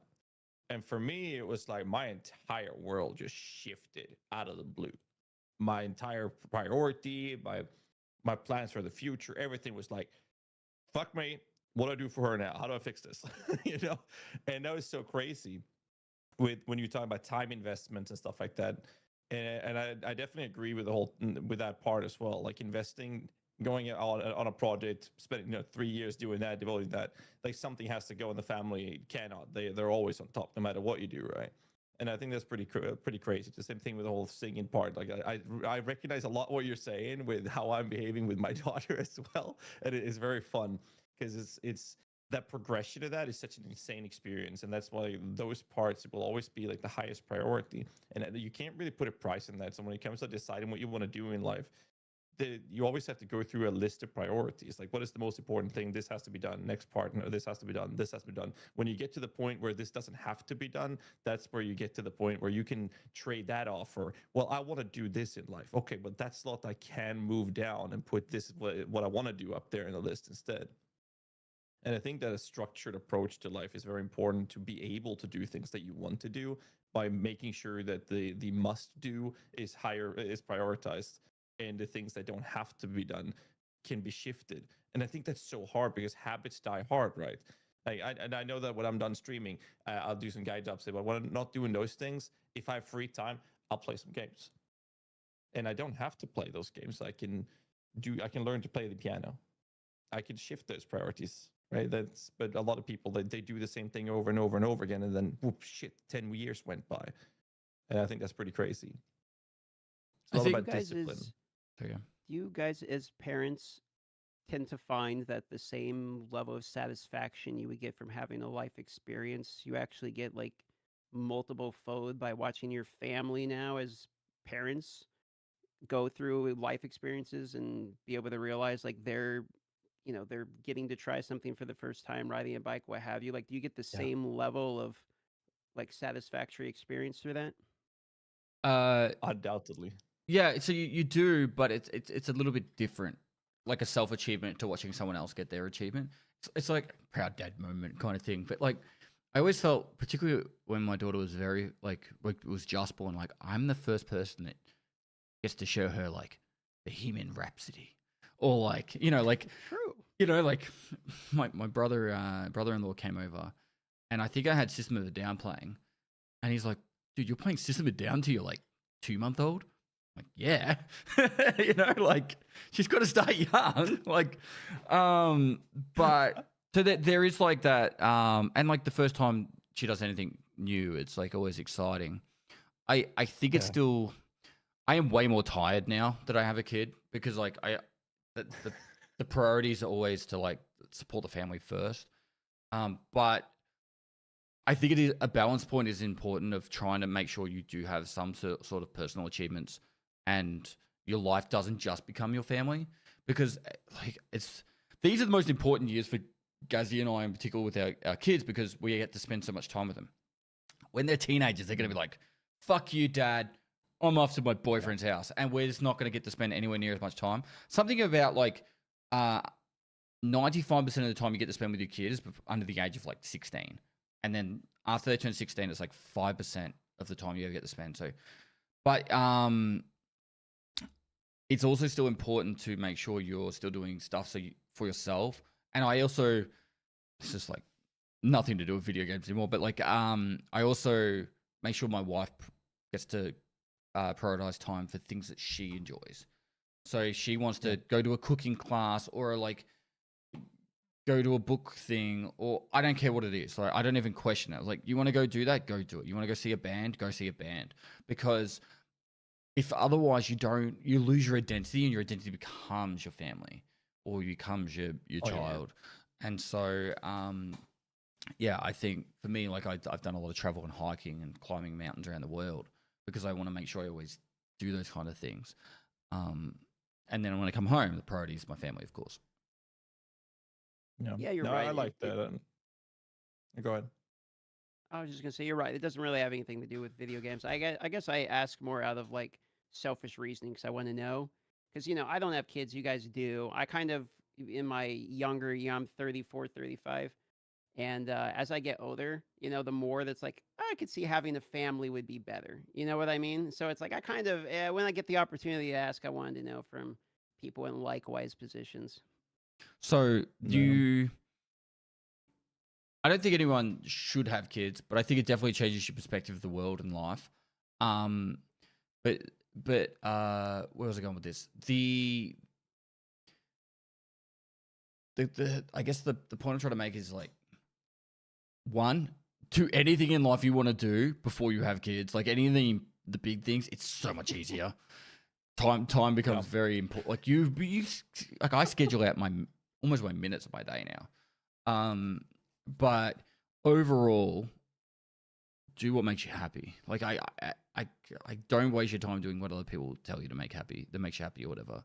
So if it is like Gazzy finishes his stream, makes a guide for Minions number 4012, and then wants to go play, I don't know, Shower with Dad Simulator, like he can go do that, because like that's important, because it makes him happy, and then he gets to go spend time with his family too.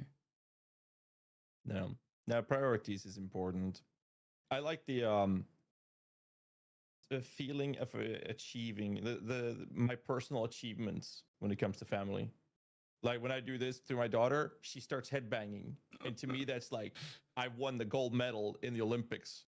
That's how it feels to me. I start Dio. She looks at me. She tries to do this with her fingers, and then she starts doing this.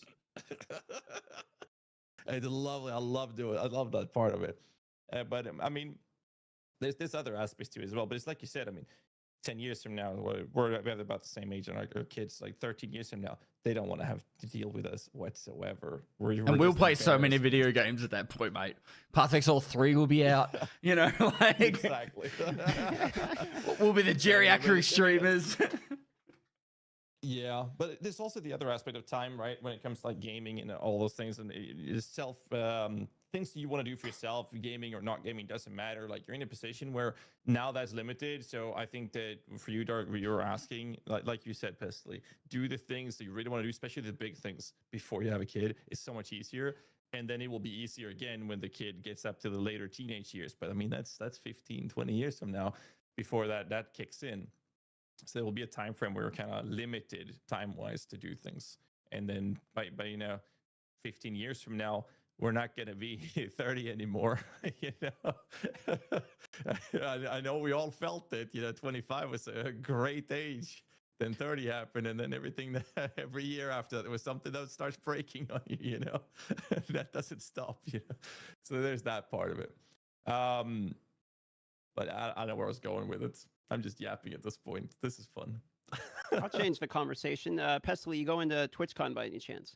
No, Yes. no. I unfortunately not. I used to try to do one a year, but it's just there's just so much going on literally in October, November this year and December. So it's just like, I think for me, there's a game called Arc Raiders. I think they've got their playtest on the same weekend as TwitchCon. And that's it. No.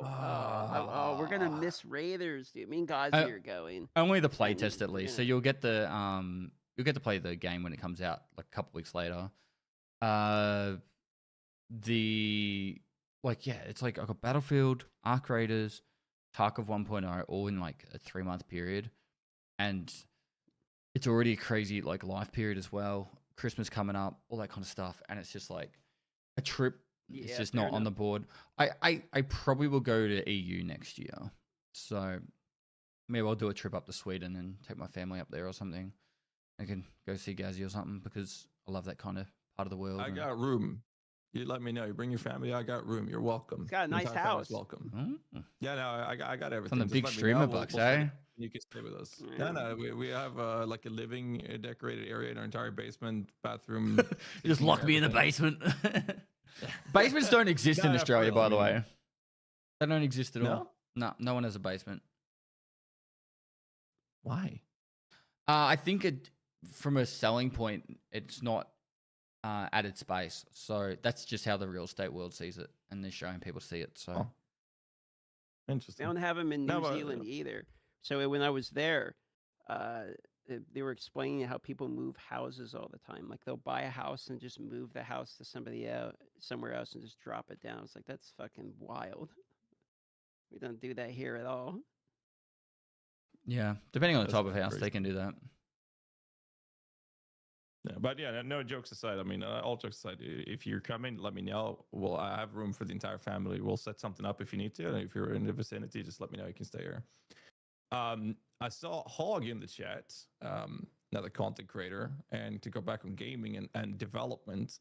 So he was playing EFT, and it was something he made that was really cool. So he made this app thing that he could have on his screen that was like tracking loot he got. Like, oh, you got a LEDX, that would have like a little window on his OBS that would show up. Like he got a loot tracker of a specific high value loot, and it also showed the total sum of the current prices because he was cross-referencing tarkovmarket.com or whatever the site is to see how many rubles he's made from those high valued and whatnot. Are you using something like that for your streams for EFT, or no? If you're interested, you can talk to Hog. I have way too much pointless knowledge in this brain. There is so much pointless knowledge. I always think about that with World of Warcraft when I played so much World of Warcraft. How much pointless knowledge is like, oh, I got to go here for this quest, and then I go do Hogger over here, and then like, but no, most of the time I don't use any tools like that. It's just based off knowledge. I did ask BSG if a loot scanner like that was allowed, because I think there's another one like Rat Scanner or something, and they said, well, they've got no way of tracking it, so there's no way that like they would be able to enforce if you are or are not allowed it. BSG is such a weird one, right? Like they'll be like, you're not allowed to do this, but you can do this, and you're like, I don't understand. Like they were like so against data mining parts of the game, but then like there was no information there for us to know. So it's like, well, then you got to make the information knowledgeable. Otherwise, like that's why the ammo eventually got put into the game, because the original videos to find out how much, which was the best bullets in the game, was someone would go into a raid with a second copy and they would shoot themselves and then count how many bullets it took to kill in the leg, in the thorax, and like get through the armor and all that kind of stuff. And they would math out the numbers and then they would make a video explaining, okay, this ammo tested with these armors. It was so ridiculous. So yeah, I've always been asking for more information. I don't think it's good for the game to have too much information. So like, it's kind of nice to pick up an item and go, is that worth something? And if you want to use those tools, you can. I think Shroud spoke about it with Marathon, saying that if all the information's there, there's like no friction.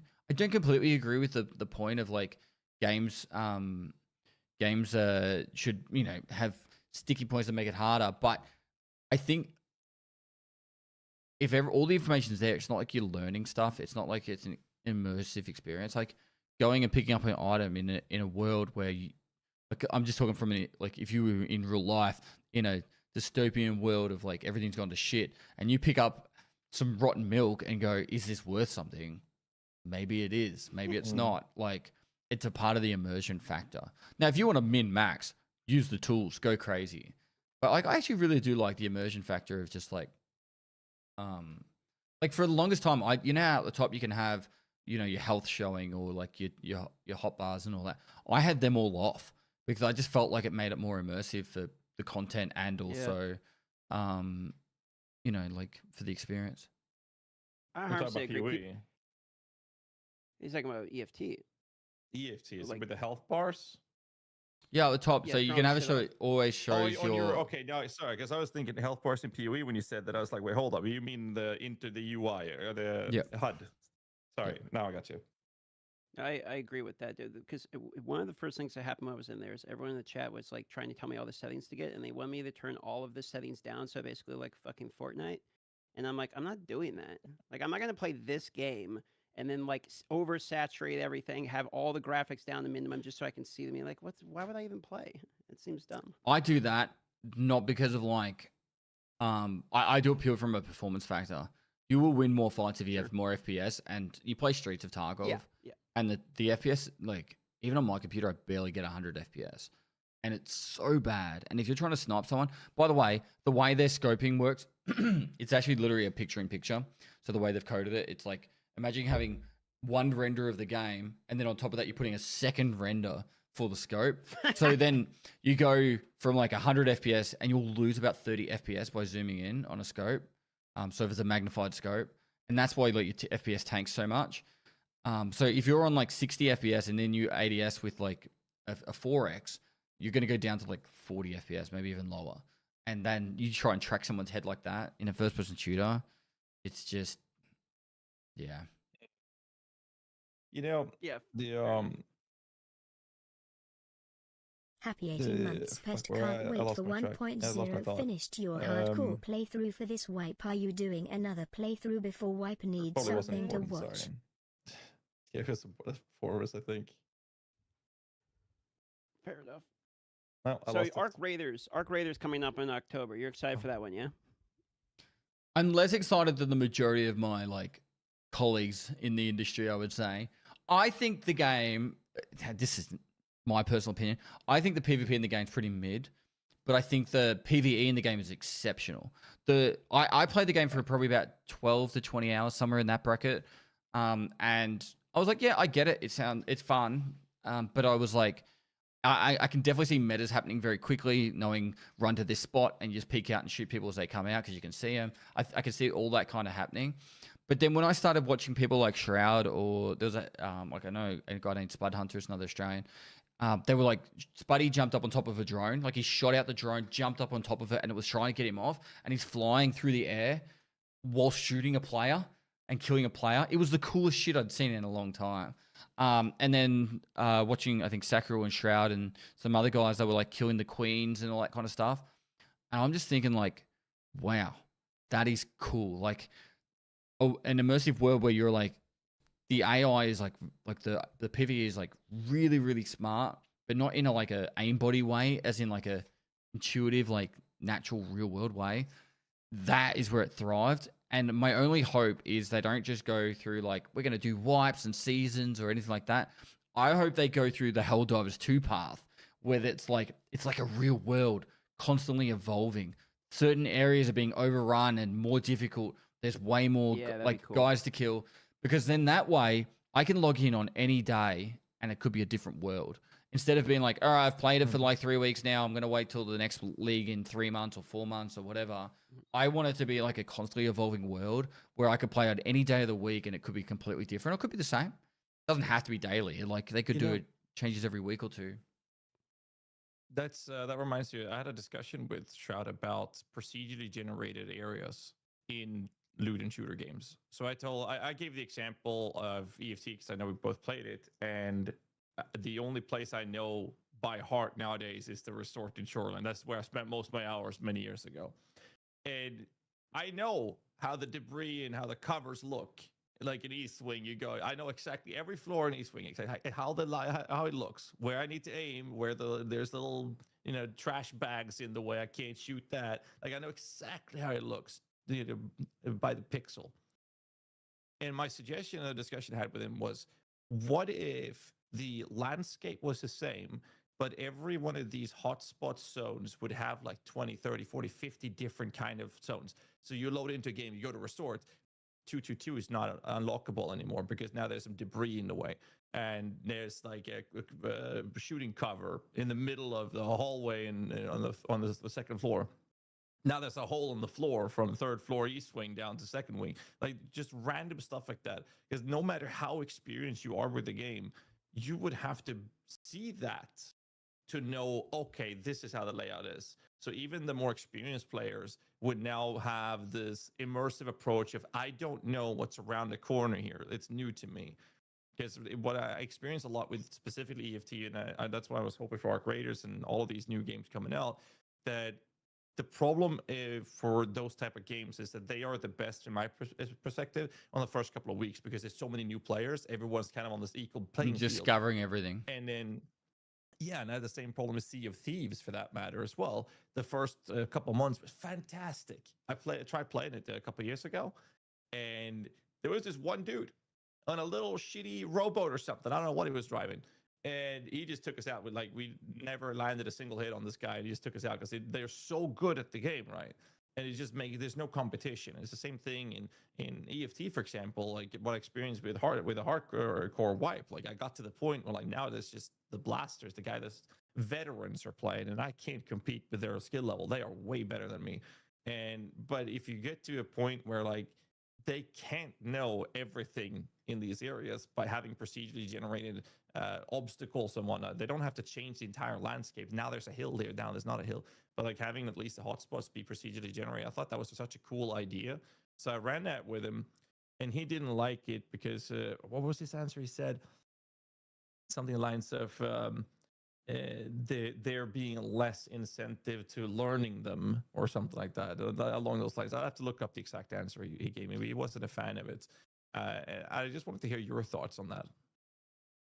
I think for a game of Arc Raiders, I think that would be really good. Because particularly third person peeking around corners and that kind of stuff, I think that would work really well. To just say hey, this area is blocked off or this spot's blocked off, particularly if they know it's a hotspot of people abusing something. So make it so you can abuse it sometimes, but not all the time. And it also keeps you on your toes a lot more. And in Arc Raiders, the time to kill was actually pretty good. If you got shot, you had a chance to actually duck for cover or survive or fight back. Whereas in Tarkov, you just fall over.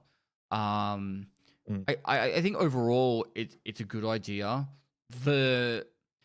I've always been in the mindset that I think doors should be randomly generated in Tarkov. Not to the extreme of what you're saying, but just at least some doors should be open and closed randomly at the start of a raid. Because then I can tell you every single door in the game if it should be open or closed, right? By default. So then I know if someone's been there, scav play or whatever. That's an insane amount of advanced knowledge you get to have if you play the game a lot, and I think it's kind of part of the charm of the game too. So you can be oh, this is safe. There's no one been here yet, or it's the opposite. Someone's been here. Be careful. Obviously, you're always going to keep a little bit on your toes, but that extra bit of information, I think knowledge is power when it comes to Tarkov. From a game development perspective, though, proper like randomly generated maps and stuff is like very difficult and very time consuming to make. So having like 10 different sets of worlds that could spawn at the start of the raid works, but having it completely randomly generated would be very difficult. Yeah, but I mean, like, let's say, just for the sake of the discussion, let's take the resort as an example. That's like one of the bigger hotspots. That and village and cottage, I guess. So like those are the three major. When you have the pig farm now as well, whatever the military camp is, just having 30, 40, 50 different ones of those different zones, and then when the game loads, it will just pick one random in that bulk of choices, and then that would be enough to create that sense, that feeling, right? I think that would be such a cool thing, personally. Just to kind of level the playing field between the super experienced players and the casuals. But like, I was very much in your mindset, but I don't know, like, this might be just a me thing, and it might be just because I played the game so much. But like, for example, in Tarkov, it used to be like you go to 310, there was like 4 gold loot spawns, like, and East 310 is a room inside the resort that Gazzy's talking about. They kind of removed all the good spawns and just said, oh, it's going to be randomly generated anywhere. Loot will go anywhere, and you're just going to have to scavenge around and look for it. I feel like I'm spending a lot more time now wasting my time looking at filing cabinets in the ground and all these other weird spots. Whereas back in the day, I used to go, all right, I'm going to go to East 310, East 226. I'll go over to West 301. And then that would also bring in hotspots. So then I'd be fighting people in those locations quite often because they want to be the first ones to them. And then now instead, I'm spending more time looking at the ground and up at the sky and doing all these random weird, trying to find the items instead. And then I get randomly shot from a weird angle that I never expected someone to be from. Like, yes, that's tactical and immersion and all that kind of stuff. But it doesn't always translate to more fun and more enjoyment. So I think in theory it's cool. But at the same time, people just also want to like make money and shoot people at the end of the day. I don't know. I'm on the fence. I think it'd be cool if BSG could go, let's try it. It didn't work, but BSG don't do it like that. I think Arc Raiders could definitely do it. I think other games should definitely take it in consideration when building their worlds. But like in defense of BSG, their map design team is probably, if not the best, I would say probably the best map, like world immersion team ever. You go to Streets of Tarkov, and I think I spoke to Darth about this a while ago.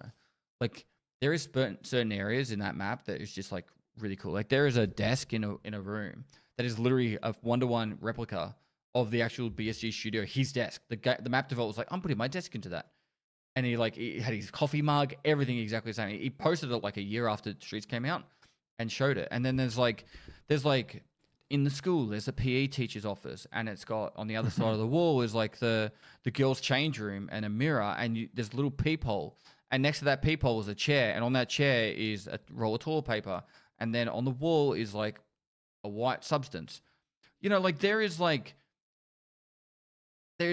all these little hidden things that unless you're like randomly going through the map looking for these like things of like, oh, what's inside this room? Oh my god, that is cool. Like most game devs would just be like, all right, we need to build a school, put the fucking chairs in here, every single room is specifically like not a copy paste. It's a defined room, and I think for them to do the level of detail randomly generated, it just wouldn't flow. I don't think it would work.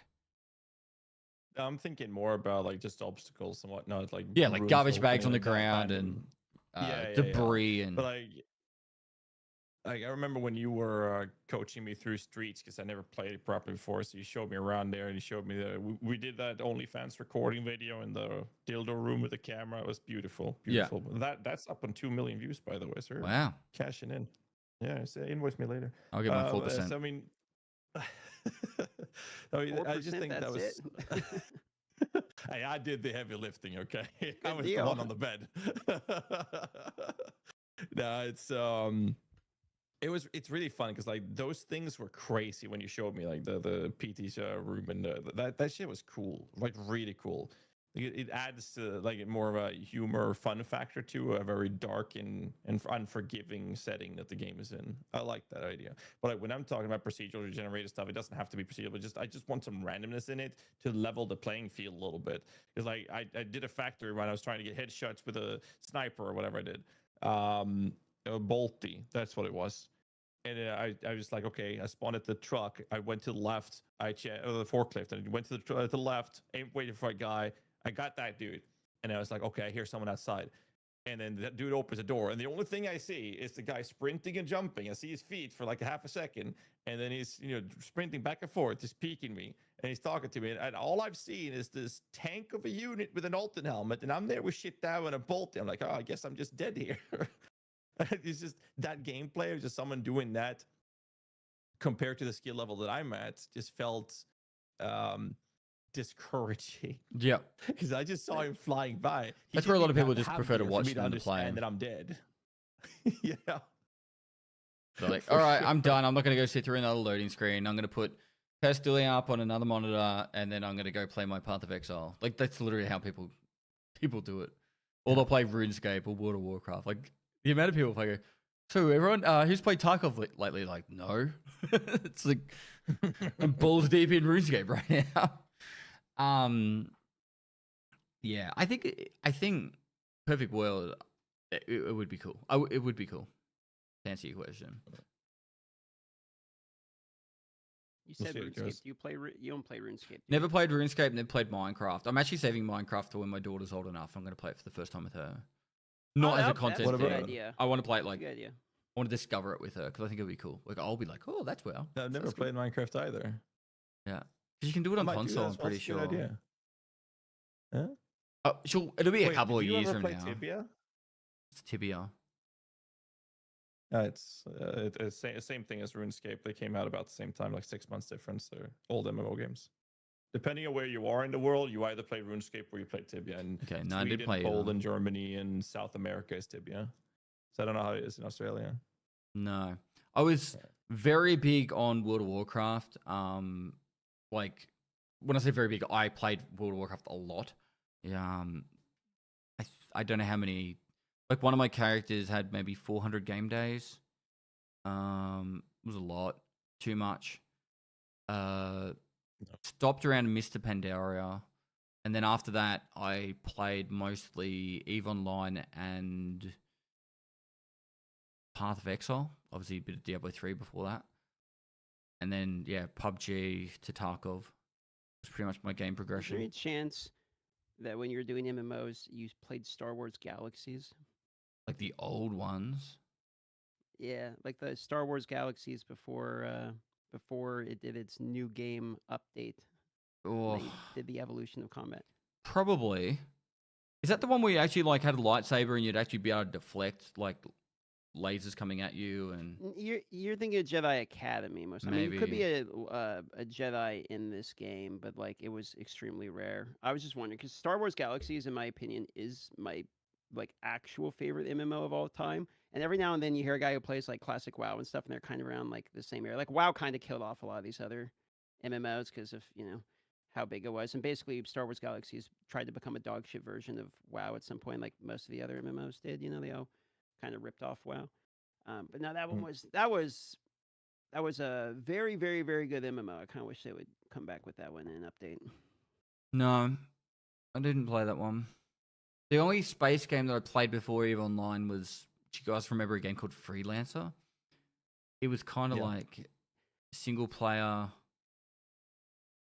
big world. You'd like do missions and space trading and shit too, right? Like I think I remember this one. Yeah. Yeah. That's an old game though. Trying to think of other ones. No.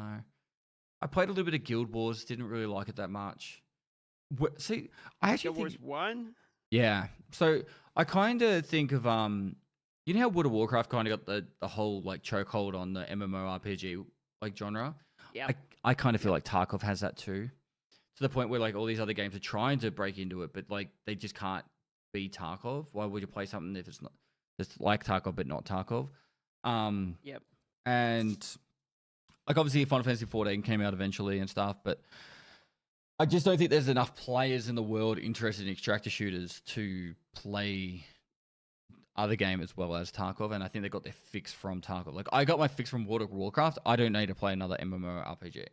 Like I got very bored of New World very quickly. I got very bored of like Guild Wars. I can't think of the other ones. I've given a few a go, and I think that until Tarkov properly dies off and someone actually takes the reins, it's like a proper good extractor shooter. I think it's the same.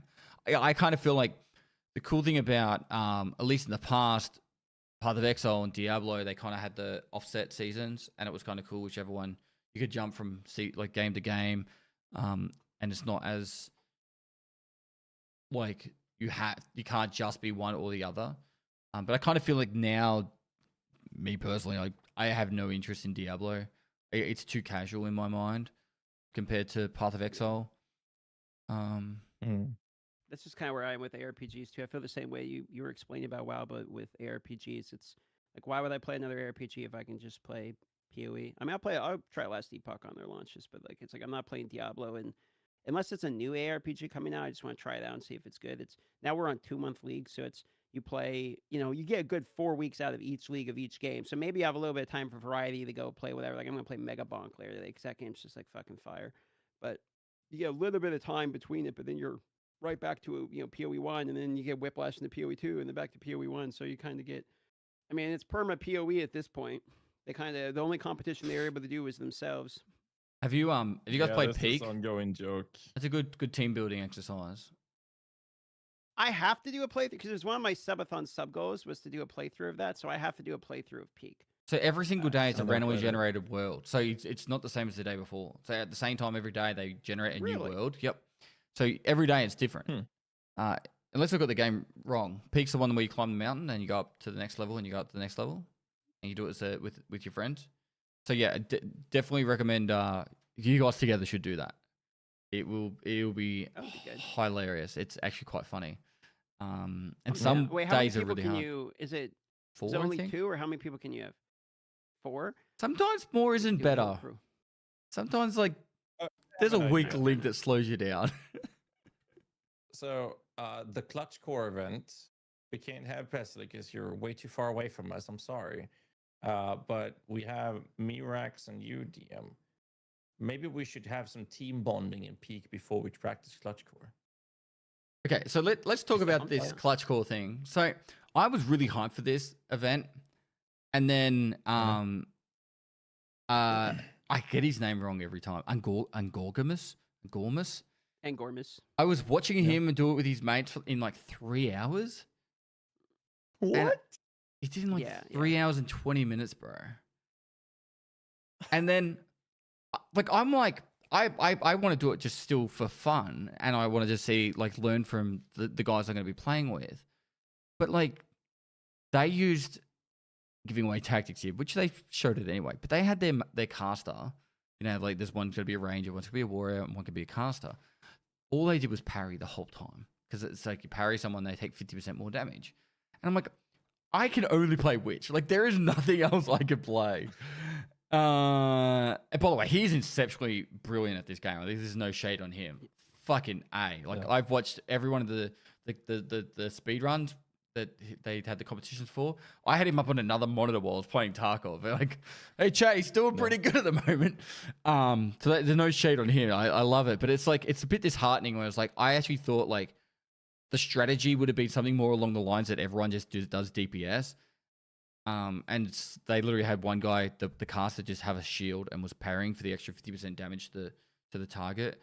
And I just kind of felt like, well, I'm going to still do it my way. I'll probably use minions or something like that. I thought the idea would be you go minions, you get a scepter.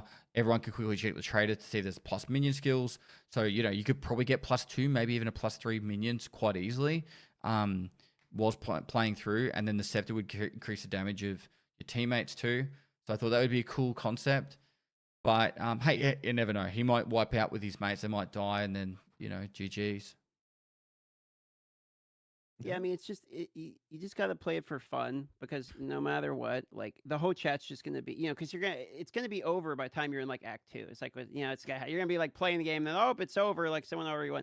So you just gotta play it for fun. And the only annoying part for me is like the whole chat will be like, "Oh my God, Omegalo, you're so far behind." And it's like, yeah, it's a big surprise. The world record racers who have been racing literally only the campaign since the launch of the early access are winning. Like, you know, who would have guessed? And we're going raw dog into it for the fun of it. So like that's the only annoying part for me, which it's kind of the reason it's like, why even bother competing in this other stuff? Because all you're going to do is get flamed. I actually think it'd be interesting in the rules somewhere that they make it because I think they're doubling the health of the bosses and the rares. I don't know if he's been training like that, but even making it that like the bosses have like 200% damage. So like if you don't dodge their one-shot ability, you die. Because then that's going to put a lot more emphasis on you have to actually dodge all their mechanics. So if someone doesn't dodge it, they die, and then now you've got to like two-man the boss or one-man the boss. If like, I actually think going that little bit extra might be just like, because if these guys are speed running, they're like, I was watching them, right? They were like so close to dying so many times throughout the whole like what they were doing. I think that might be the difference, to just slow people down. And sometimes slow is not always better, but it puts more emphasis on you actually do it properly. Otherwise, you make a mistake, you die. So surely the casters are just only going to build tank everything, and every single node goes to ES and strength for life, right? And then you're going to have one guy that is just the reser, just in case if it goes that way. I don't know. I don't know. Can you res mid boss fight? Yeah. Oh, good question. Actually. How long does it take to res someone? Yeah, probably like 5 seconds. You can. Well, like 5 hours. That's what it feels like. It's pretty fucking long. It's pretty long. I think it's like 10 seconds or something. Yeah, it's like it feels like a Morgana queue. It feels like forever. Yeah. Like you definitely. I don't know how Morgana queue, League of Legends reference. Tons longer. Yeah.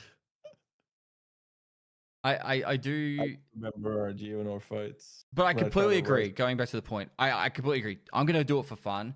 I'm playing with two people I've never played with before, and I think it'll be really good for me just to learn different aspects of the game, because I'll be talking about this, and this, and you always pick up new things. And I like, one of the things I like in life is like learning new things. So,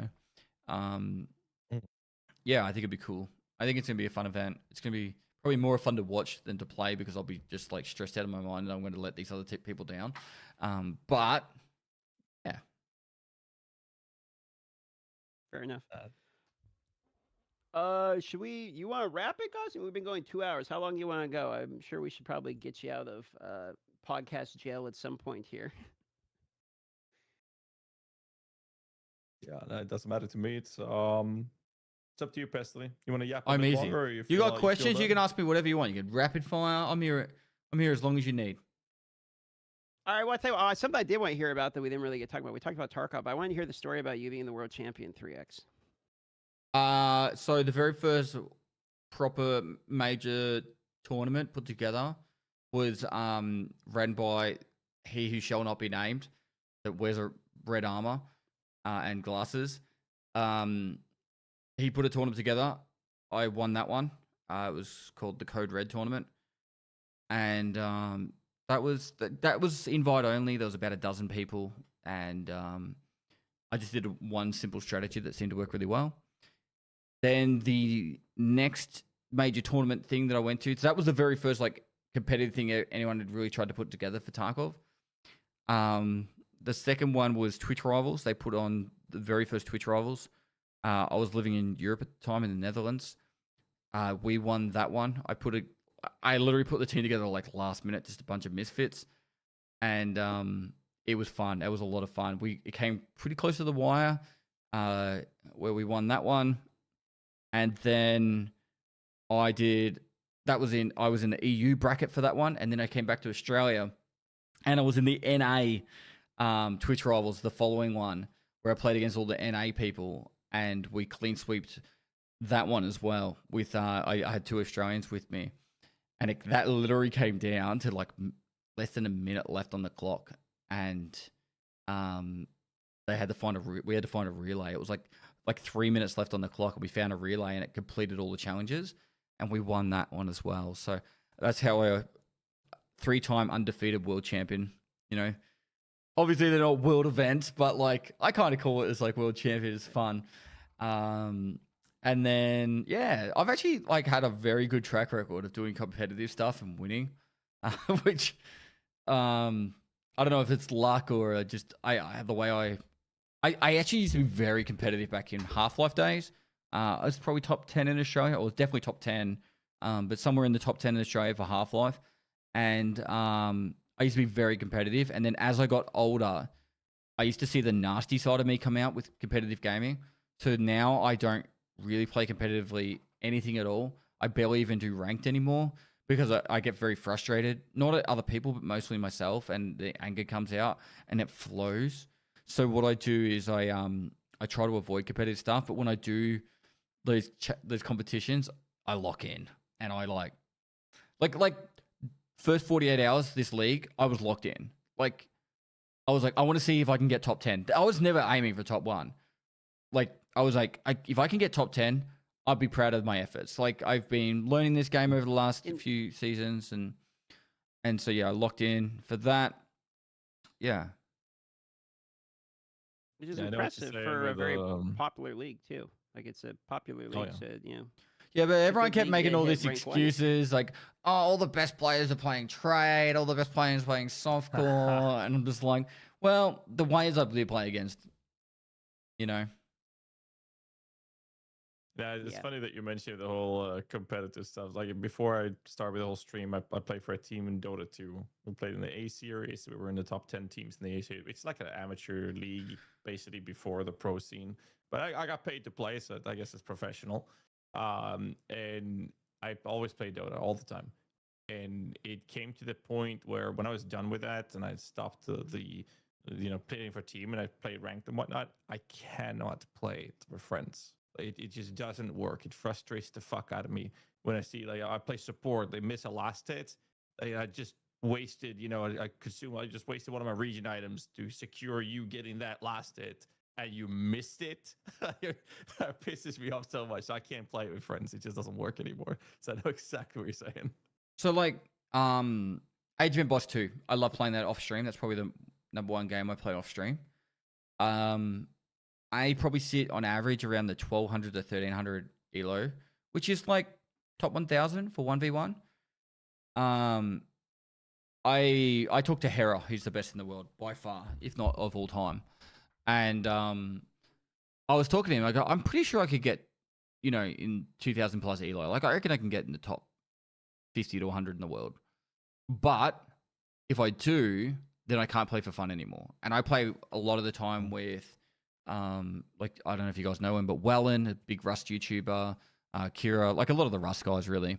I play with these guys, and they're like, we just play for fun. Like, we don't play Age of Empires for 3 or 4 months, and then everyone's like, hey, time to log in, but they say 14, because that's like start the game already in Age of Empires 2.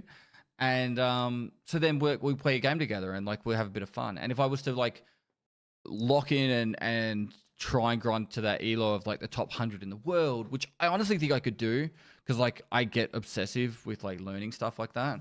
I think it would ruin the fun for me. And I play video games for enjoyment now. Like, even when I'm streaming Escape from Tarkov, if I'm not playing it, I just stop playing. And people are like, how do you play this game? Like, you clearly don't enjoy it. I'm like, I'm playing it because I do enjoy it. And if I don't enjoy it, I don't play. I'm very good with that now. I'm much better than when I first was like streaming for the first 5 years. Dude, Age of Empires 2 is one of the best games ever made. I watch T90 all the time. Yep. And I'm never a big fan of it, but it is a good game. When the big world competitions happen for Age of Empires, like, watch Hera. He's insane. They do this one that's actually really cool. I can't remember what it's called, but it's either Viper or T90 hosts it, and they all get, no one knows who they're playing, and they all get given like a historical figure from like the past. And so, like one might be like Joan of Arc or whatever. And so then they're actually fighting each other, not knowing who it is. And then the hidden cup, that's right. So everyone's trying to figure out who they're playing against. And it's a really cool competition. And sometimes it's like, rank 8th or 9th in the world will actually make it all the way to the final. But you can always kind of tell who Hera is by just his playstyle. He's just that good at it. It's most enjoyable of all the Age of Empires tournaments to watch, the Hidden Cup. Plus, it has like one of the best soundtracks of all time. I use Age of Empires 2 music in my YouTube videos like all the time. Well, if you get the add-on when playing Age of Empires, you can get the add-on for Lord of the Rings. So it'll play the Lord of the Rings music whilst you're playing the game, and it's inside the game too, so you don't have to like do any effort for it. That's good. Nice. What do you think about AoE 4? I was really getting into it, and obviously all my friends dropped off, so I stopped playing it. I think I was sitting in the top 50 in the world for it, but the biggest issue I had was it didn't feel. In Age of Empires 2, you can dodge an arrow. In Age of Empires 4, an archer shoots an arrow, it's hitting. Like no matter what you do. So a lot of the micro like management of each individual unit is out the window. So early on, it was more about just like you just got to focus, build economy, and just wave push, and just whoever had the bigger group did the better economy in the background, won nearly every time.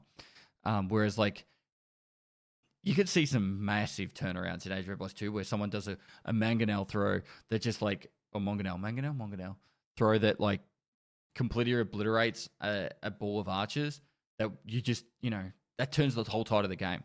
In Age of Empires 4, that kind of doesn't exist.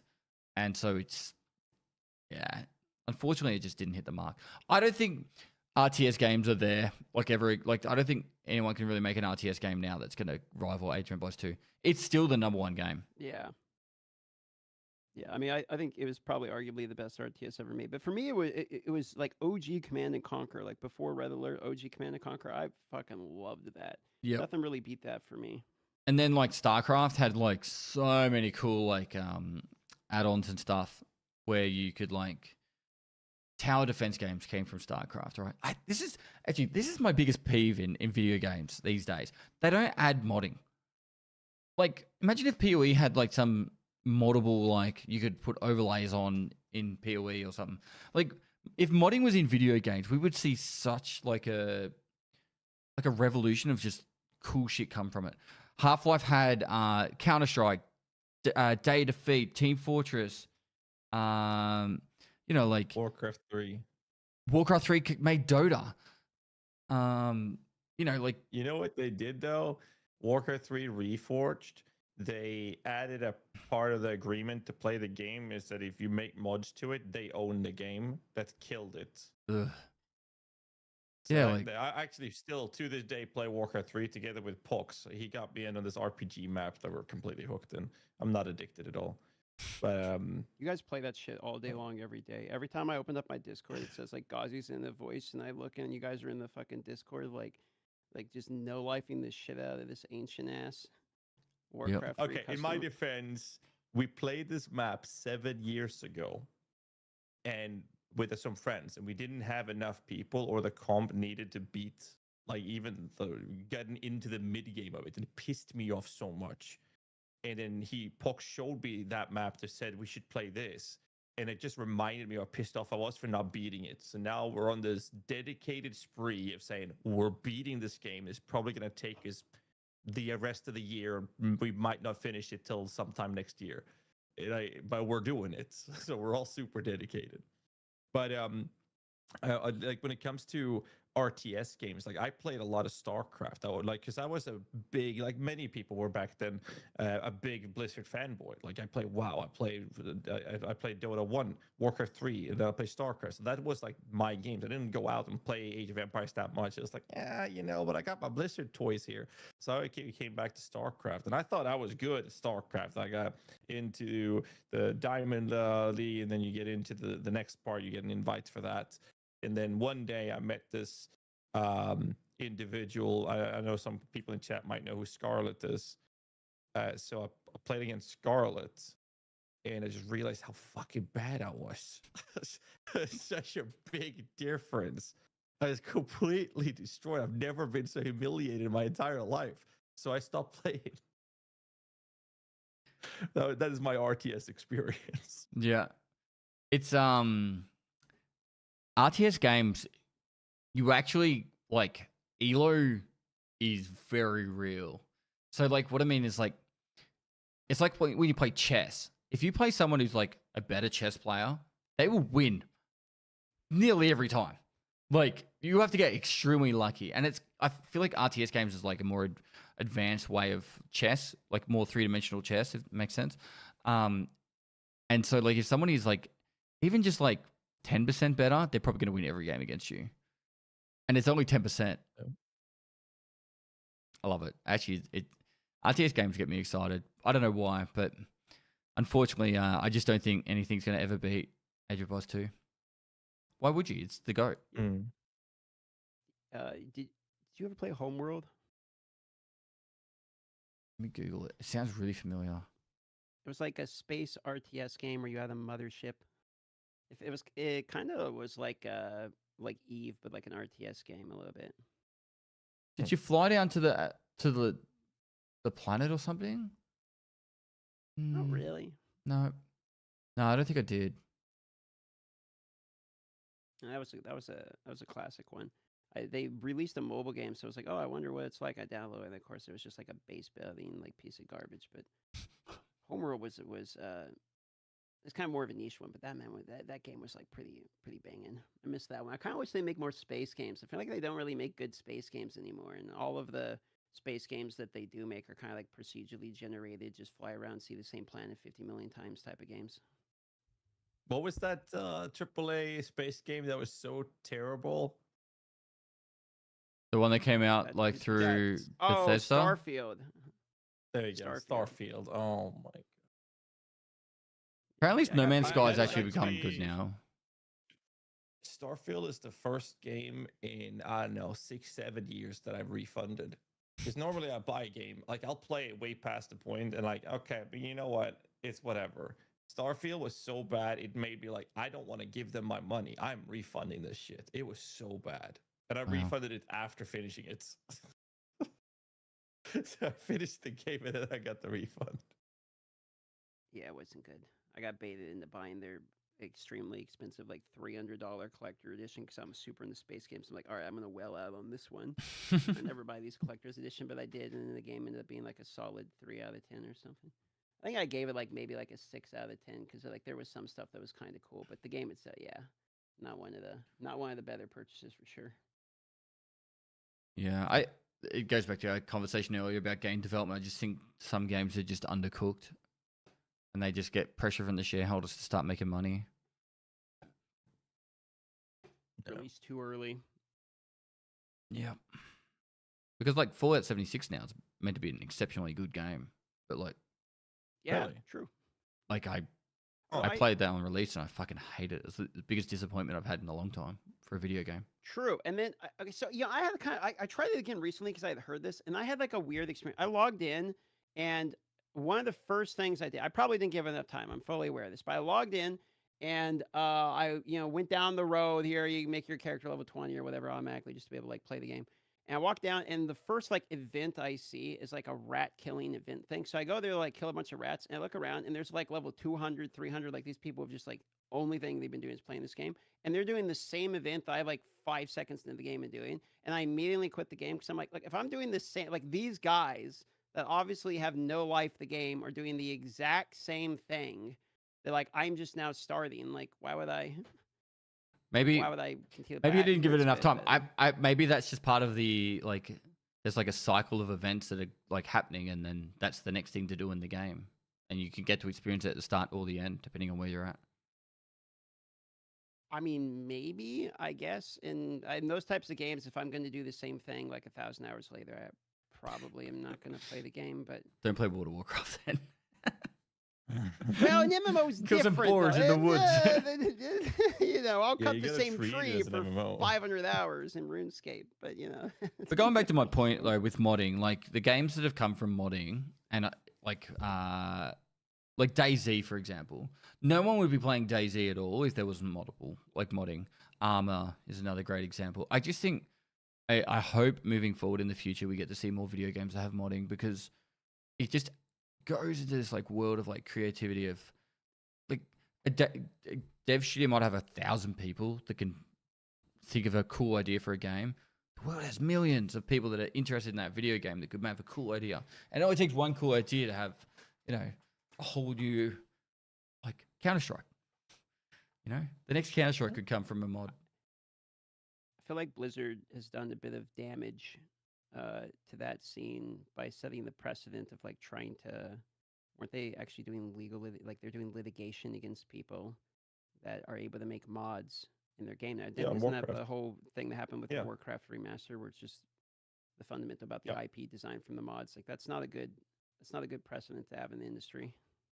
The best TD map I have ever played in my entire life is called UTE. It is phenomenal. This progression based and everything it's insane. That one will never see the light of day in Reforged because of that.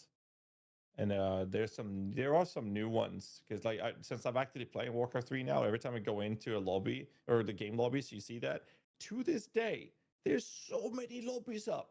People are actively playing that game today. There's so many. It's crazy to me. The game's ancient, man. It's absolutely wild. But no, I definitely agree with that, and it's just a shame with the whole.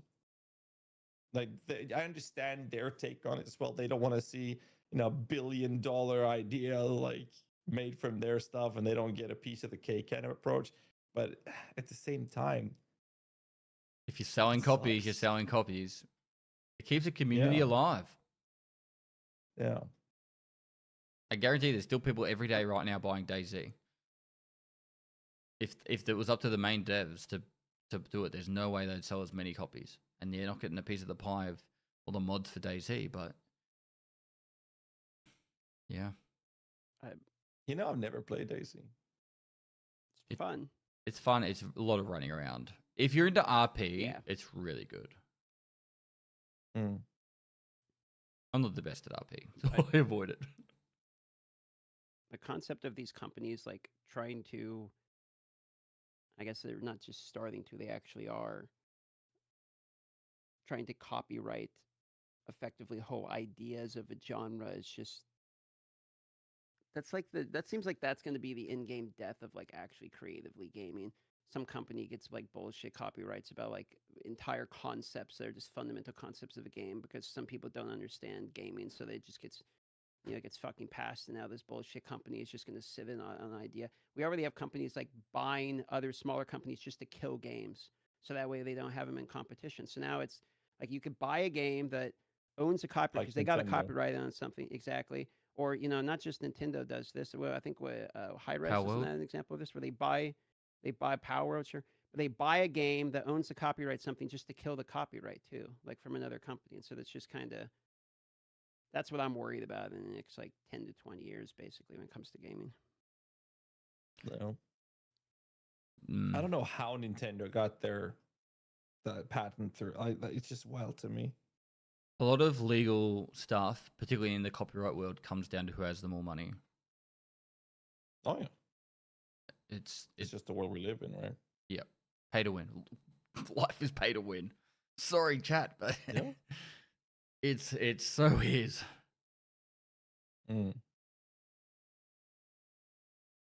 That's a damn shame. Life is pay to win, indeed. All right, you got any more for me? Any more questions? I'm pretty strapped out of questions, comments, you know, topics. How about you, Pestily? You got any last questions you want to throw our direction? Turn the bus around here for a moment before we wrap it up. If you had to pick to only play one game for the rest of your life out of Path of Exile 1 and 2, but if you pick Path of Exile 1, it's in its current state with no future development, or Path of Exile 2 where it's going somewhere. Actually, that's probably not fair. Do you do you guys honestly believe Path of Exile 2 is going to become better than Path of Exile 1? Yeah, I think it can. Yeah, I think it can. I don't know if it will, because I think it really depends upon some fundamental decisions that are made. I think PoE is currently the best game of ARPGs in the genre. Like, I think if Foe clears all, I think it's better than Diablo 2. I think as it sits, it's the best ARPG, period, by a large margin. I think that give PoE 2 10 years, if they make all the correct decisions, yeah, I think PoE 2 can become like literally the greatest ARPG of all time. So on a personal opinion-based perspective, I agree with everything Darth just said. However, when we look at success, PoE 2 is already wildly more successful in every measurable analytic you can pull out of your ass. PoE 2 already beat PoE 1 on every one of them. So, like, by that measure, PoE 2 is already beaten PoE 1. But in my personal opinion, I agree with everything Darth said. Just give PoE some time and it will beat it. I get what you're saying, but like we could pretty much assume that Diablo 4 beat PoE 2 in every measurable thing, and like there's no way in hell you're going to get me 100%. To say that it's a better game. So, it's hard for me to. From a business perspective, yes. From a game perspective, no. Yeah. So, but then again, from a gamer perspective, then we have to define gamers, because Diablo 4 is wildly more successful on these analytics and these stats simply because of player bases, and aren't casual gamers then, right? Because in that perspective, fuck the normie. We have to then define gamers. No, I'm just saying, like, they're not real gamers. It's unfair to those people. The only problem is that those are not the people watching YouTube videos. Those are not the people watching the streams. So I agree with you. Fuck them. They're not here watching or listening to us anyways. But yeah, I mean, I'm just saying, like, that's why you have to differentiate, the game's success versus your personal opinion of what is a better game for you as a player. Because I think a lot of people that are the absolute most casual players, I'm pretty sure, would prefer. I mean, I've said this before, I've said it on this podcast before as well. The Diablo 4 is catering to your 9-to-5 dad gamer that comes home to his 700 kids, and the doorbell rings. It's his wife's boyfriend knocks on the door, and they go play Tetris in the bedroom while he grabs a brewski in the couch and plays Diablo 4. Like, that's the target audience, and they're not here watching the Twitch stream. They're not here watching YouTube. I think players still need a guide for minions. You just gotta go make your. But they don't even read the guides. They don't even read the guides, man. Yeah, but in Diablo, you don't even need to. You need to give him a pop-up book, bro. Okay, I will say this though, as someone who has shitloads of guides for 2 classes, D4 and Icy Veins, I see the numbers of traffic they're generating. They are ridiculous how much traffic is generated on those views. They do not match how many people watch streams and YouTube videos. Like, the traffic on guides is hilariously high compared to like PoE 1, PoE 2. They can't even compete, not even close. It's insane. That's what I'm saying. D4 clears, like, if we're going to use that as the metric. I don't really like using like player count and shit like that as like a metric of comparison, because if then it all boils down to basically money. And then at the same point, are we not the same as the fucking corporations that we shit talk all the time? Like, if we start using that as the metric, then we're the same goddamn problem, right? So it's like, okay, well, then Monopoly Go, Foe clears literally the entire gaming genre of all time. Well, I would argue then Fortnite's probably the best game of all time, because Fortnite's probably made, what, trillions at this point? Probably. Good question. I would say, though, that I honestly enjoy PoE 2 more than PoE 1. Now, I don't have the tens of thousands of hours of PoE 1 that you guys have. And this is where I think it's a really interesting conversation. I reckon if you got like 100 people that have never played PoE 1 or minimal hours of PoE 1, and then you got them to say, hey, play PoE 1, play PoE 2, I think the majority of them would say PoE 2 is a better game. Yes. I think the majority of them would. From a visual perspective, from an enjoyable, from progression, from everything. And I know the diehard PoE 1 fans are like wanting to punch me right now, but at the same time, it's like you're living in the past. I actually think PoE 2 is the future, and I think it's going to be the best game of all time. ARPG. And I don't care what you say. No. My opinion is the only one that matters. That's what my mum told me. Unless there's some like fundamental philosophy problems that arise with PoE 2, I think it's, sort of inevitable. They really have to not fuck up the end game. Like the end game rework really in 0.4 that's coming, like that's kind of a big part of it, because I would kind of want to see where they're going with the end game and what they actually think the philosophy of the end game would be, because that's going to answer a lot of the other questions. Now that I know, it's like, okay, they're actually willing to add crafting and all this other shit, so you can actually make items and stuff. It's like, okay, cool. Now we really need to know what's going on with the end game. And I guess that's 0.4. I mean, I know we always clown on the vision, right? But something that's really important with the actual idea of the vision is like in PoE 1, we have a painted canvas. We have an image. We know it's there, and they're making changes to it, and it's great.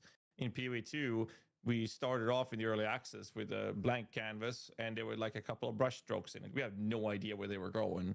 And as every league is coming out, we start to see what is actually going to be the finished product. Like I think that point 3 was... 0.2 and 0.3, those patches, we start to see a couple of Bob Ross painted happy trees, but we don't know what the background is. Is it going to be water there? Is it going to be a mountain? We have no idea. And I think 0.4 is going to give us that bigger idea of what's going to be in the background on this image. And I think that's, like you said, it's going to really give us an idea of where we're actually heading. Because right now, I feel like we're in the dark of where we're going. Yeah. Like the vision. I'm very excited to see what the end game's going to be like when they do the next patch. I have, in my opinion, they've done nothing but kick goals for the large picture of it. Like obviously, 0.2 had a lot of issues, but like there's always good steps in the right direction. I really hope 0.4 is going to be a massive overhaul of the end game that we all like, and then it just gets me super excited. One more question, and it's only really to Darth, but like, I know Jonathan gets a lot of hate, but I actually really like him. I actually see how he, in his mind, I could see how he's thinking about stuff, and a lot of people don't get him. Do you when you met him and that, did you actually feel that like this guy gets it? Like he or is it just like all the memes? I think there's a more important point. Like, okay, so first of all, to answer your question specifically, which is that I mostly said as a fly on the wall, because I just kind of wanted to see how it operated. And I watched the way he interacted with people, and people would come in and explain their philosophy, and he would listen, and then he would say, I don't like that because, and then he would have a reason where he can actually explain it, okay? It's not just like, I'll think about that, I'll put it on the list. He would have a direct reply immediately. So that was like one part that I think like was fundamentally important. Like he's actually, able to talk about with all of the employees there, right? It's not just like some corporate guy that's just thinking, he's obviously like the fucking dude who started the game. The other part was I did 5 interviews there, but also I talked to a lot of people from I went and talked to Q&A. I talked to, a huge chunk. I would talk to visual effects and animators, and I talked to every department except the coders, because that was the only part I didn't get to in time I was there. And a lot of them said that Jonathan was a huge part of the reason that things got done around there, and that without him, the company would basically be lost. That was a pretty fundamental thing I heard a lot. Now, so that's from just experience being there. So I think absolutely he gets a lot of shit for the vision and stuff, because he's been very, firm on his beliefs of philosophy that we've seen them decide to change over time as feedback goes in. So I think an important part is he's obviously able to wiggle on what he actually believes. But a more important part for me when I was talking to him, I asked him some questions. I'm not going to give specifics because, it's a private conversation. But I asked him some questions related to ethics of the company and the type of stuff that you actually do there. And one thing that I've come to believe is he is actually an ethical producer of the game. He's not going to do something in the game that he thinks is unethical from creating the game. He's going to do what he believes is right. And I'm not just talking about development of the game and vision of the game, etc. I'm talking a company ethical standpoint for the types of moves they're going to make in the game. So I've obviously had a lot of time in the company and talking to him specifically and all that, but yeah, I'd say I do believe in the guy. Yeah. And I've not had that same experience with a good amount of companies I've interacted with. I'll put it that way. A lot of times I've been there and I kind of feel like I'm getting a facade or a fake person or a corporation. And I don't feel that with him at all. Yeah. So I'll add to that actually, because I'll just say it straight out. My conversations I've had with people from Blizzard regarding Diablo, it's definitely the whole facade. It was more like, hey, they're presenting a nice little dinner. They don't let me eat it and taste it to see how good it is, but they just wanted to see how good it looked, and then they took it away. Whereas when I talked to like Jonathan, for example, I know you said this in the past as well, DM. You talk to anyone, Chris, Brian, Jonathan, Mark, any of these people, anyone that I've talked to ever from GGG, cameras off, nothing on record at all, just a friendly conversation with a buddy. And you can just both feel and hear, and sometimes even see how the passion is seething through the entire conversation that they have for the game. And I never had that experience with any other company outside of GGG. So one of the things, and the reason why I kind of asked the question was because a lot of the loudest voices in Path of Exile's community are the diehard PoE 1 fans. And if I've learned anything, it's kind of like from me playing Tarkov and all the voices that are loudest for Tarkov, it's kind of nice them kind of sticking to their guns and trying something different. And they're allowing themselves to make mistakes, that they're willing to change. And that's a big thing there, willing to change. Because like a controversial thing right now is the Atlas map and the towers and all that stuff. They might just completely change it, completely scrap it.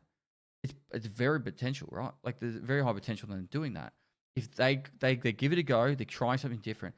And I think it's a testament to like how much I believe like the game is going to be successful is that how much they're adapting to what they believe in and trying things, getting feedback, but still sticking to their guns in a large amount of the ways of their own vision. Because like we've already seen the difference in skills this league.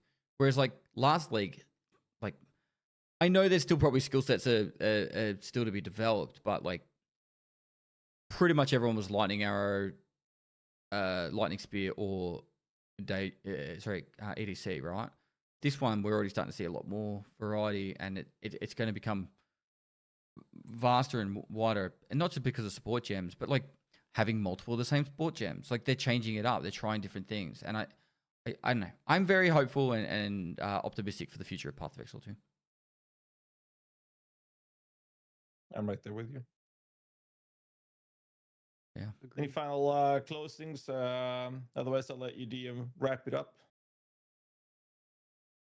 No, I mean, pretty much just want to say thanks for coming and spending, this ended up being a long one, so thanks for spending 2.5 hours here with us, yapping about the game.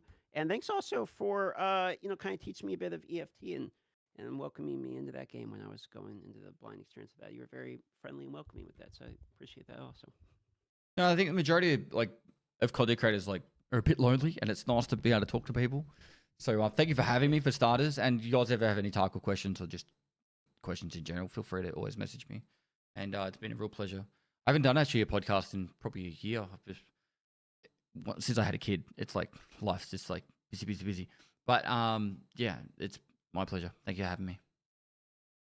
Thank you. Cheers. All right, rank 1 HCSSF player out. Peace. All right, and wrap should be good. You know, Pestily, we me and DM, we started doing in Congo as well, and Rack sometimes. Like we started doing this thing rather somewhat lately. We just poke each other in Discord, and we do our thing on our streams, but we just get on a call and start yapping. Like, you ever want to do that? Like, hit us up. Like, it's always fun. Like, you just want to yap on stream, whatever. Just hit us up. Like, you're more than welcome to. Because, like you said, streamers, like, we're just sitting in our offices, right? So, like, talking to some other people in the industry is always fun to do. It's like, yeah. I think, content creation can be quite lonely. Even though you do have a chat, it's kind of at the end of the day, it is just like text on a screen. So, and particularly when they get bigger, when you get a bigger chat, it's become very hive mind. So like I think the best viewership numbers to really have is around the 300 mark, where you can literally learn what people do for a living, where they're from, but it's constantly scrolling, so you can still talk and have someone to talk to nonstop. When you get in the thousands, it really does become like, oh yeah, that's Kevin. He's from America. That's all you know. Like you don't know what they do. You don't know much more, and it's a bit crazy. So yeah, it does become quite lonely, but at the same time, I feel very blessed that, like, you know, I've had all the opportunity in that from the content creation. So yeah, I will take you up at some point and be like, dude, minions suck now. What did they do to him? Are you glad that I got to #1 using minions, by the way? You know, I wasn't using some lightning arrow build or... Is there a little bit of proud dad moment? Yeah. I remember you wrote to me. What did you write? My damage was dropping off in T15s. That was where I was struggling. He said something about you said, I'm trying to learn crafting, just want to make you proud. And I was like, bro, I wrote way ahead of yourself, bro. The ranking in Soul 7 Hardcore already made me more than proud. Yeah. Even a bit jelly, I'd say. Did you like those boots that I got yesterday? You got to stop sending me shit, man. Yeah, I'm looking at them right now. Mm. So just so you know, Darth, right? I got these boots. I did the breach boss on like the tier 3. It had 5 tier 1 rolls, right? 35% movement speed, double ES, double resist. Damn. Yep. And then I did a desecrate and got tier 1 rarity with 25%. Perfect. Pretty rolls, good. T1 rarity. Nearly the entire boots are perfect rolls and all tier 1. Actually insane. And then you voweled it and got an extra socket. People have to pay me to vowel. Obviously. Yeah, bro. He had the audacity to link it to me without quality on it. Oh my god. I'll send you it actually. Well, they're not completed yet. You still got the Omen of Corruption them all the way. They're nasty. So beautiful. Dude, I got a store that closed in 23 minutes and I forgot to eat. So I think I'm gonna go run. Okay. Drive to the store and get some food. Yeah, you guys keep streaming right now? No, I'm heading off. I got an appointment this morning. I didn't realize, so I'm gonna do the podcast and run. Thanks for. Yeah, okay. Well, thanks for going so long, man. I appreciate you. Oh no, it's only 7 in the morning. We're good. Oh, okay. Yeah. Fam was not even up yet. It's 11:30 p.m. here. Yeah, we made you do it late. Or early. Are you continuing to stream, DM? Yeah, I'm gonna go play Megabonk probably. Alright, I'll send the voice over to you guys. I better run, otherwise I'll miss the store. Thanks again, All right, boys. Pestily. I'll catch you guys Thanks later. so much. Thanks so much for having me. See you guys. Bye. Bye. All right, chat. That's it. That is it. That's the stream today. Hope you guys enjoyed that. Make sure you go give them all a follow. Very entertaining, very knowledgeable, and yes, it's cool for them to have me. How do I get out of the guest stars done? But yeah, I'll be back tomorrow. I'll probably start my new Tarkov series tomorrow. And yeah, we'll go from there. I'll send you guys over to Darth. And sorry, I didn't really respond to much chat questions during that too. Did my Nightbot time out? One of them? Then anyway. I got the end, but the Yap collabs are always good. They are. All right, guys, much love, and I'll see you guys tomorrow. All right, bye-bye.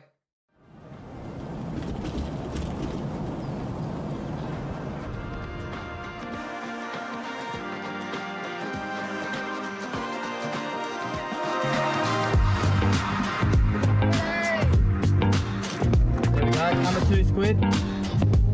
Oh my god. 3 Bitcoins. 3 Bitcoins.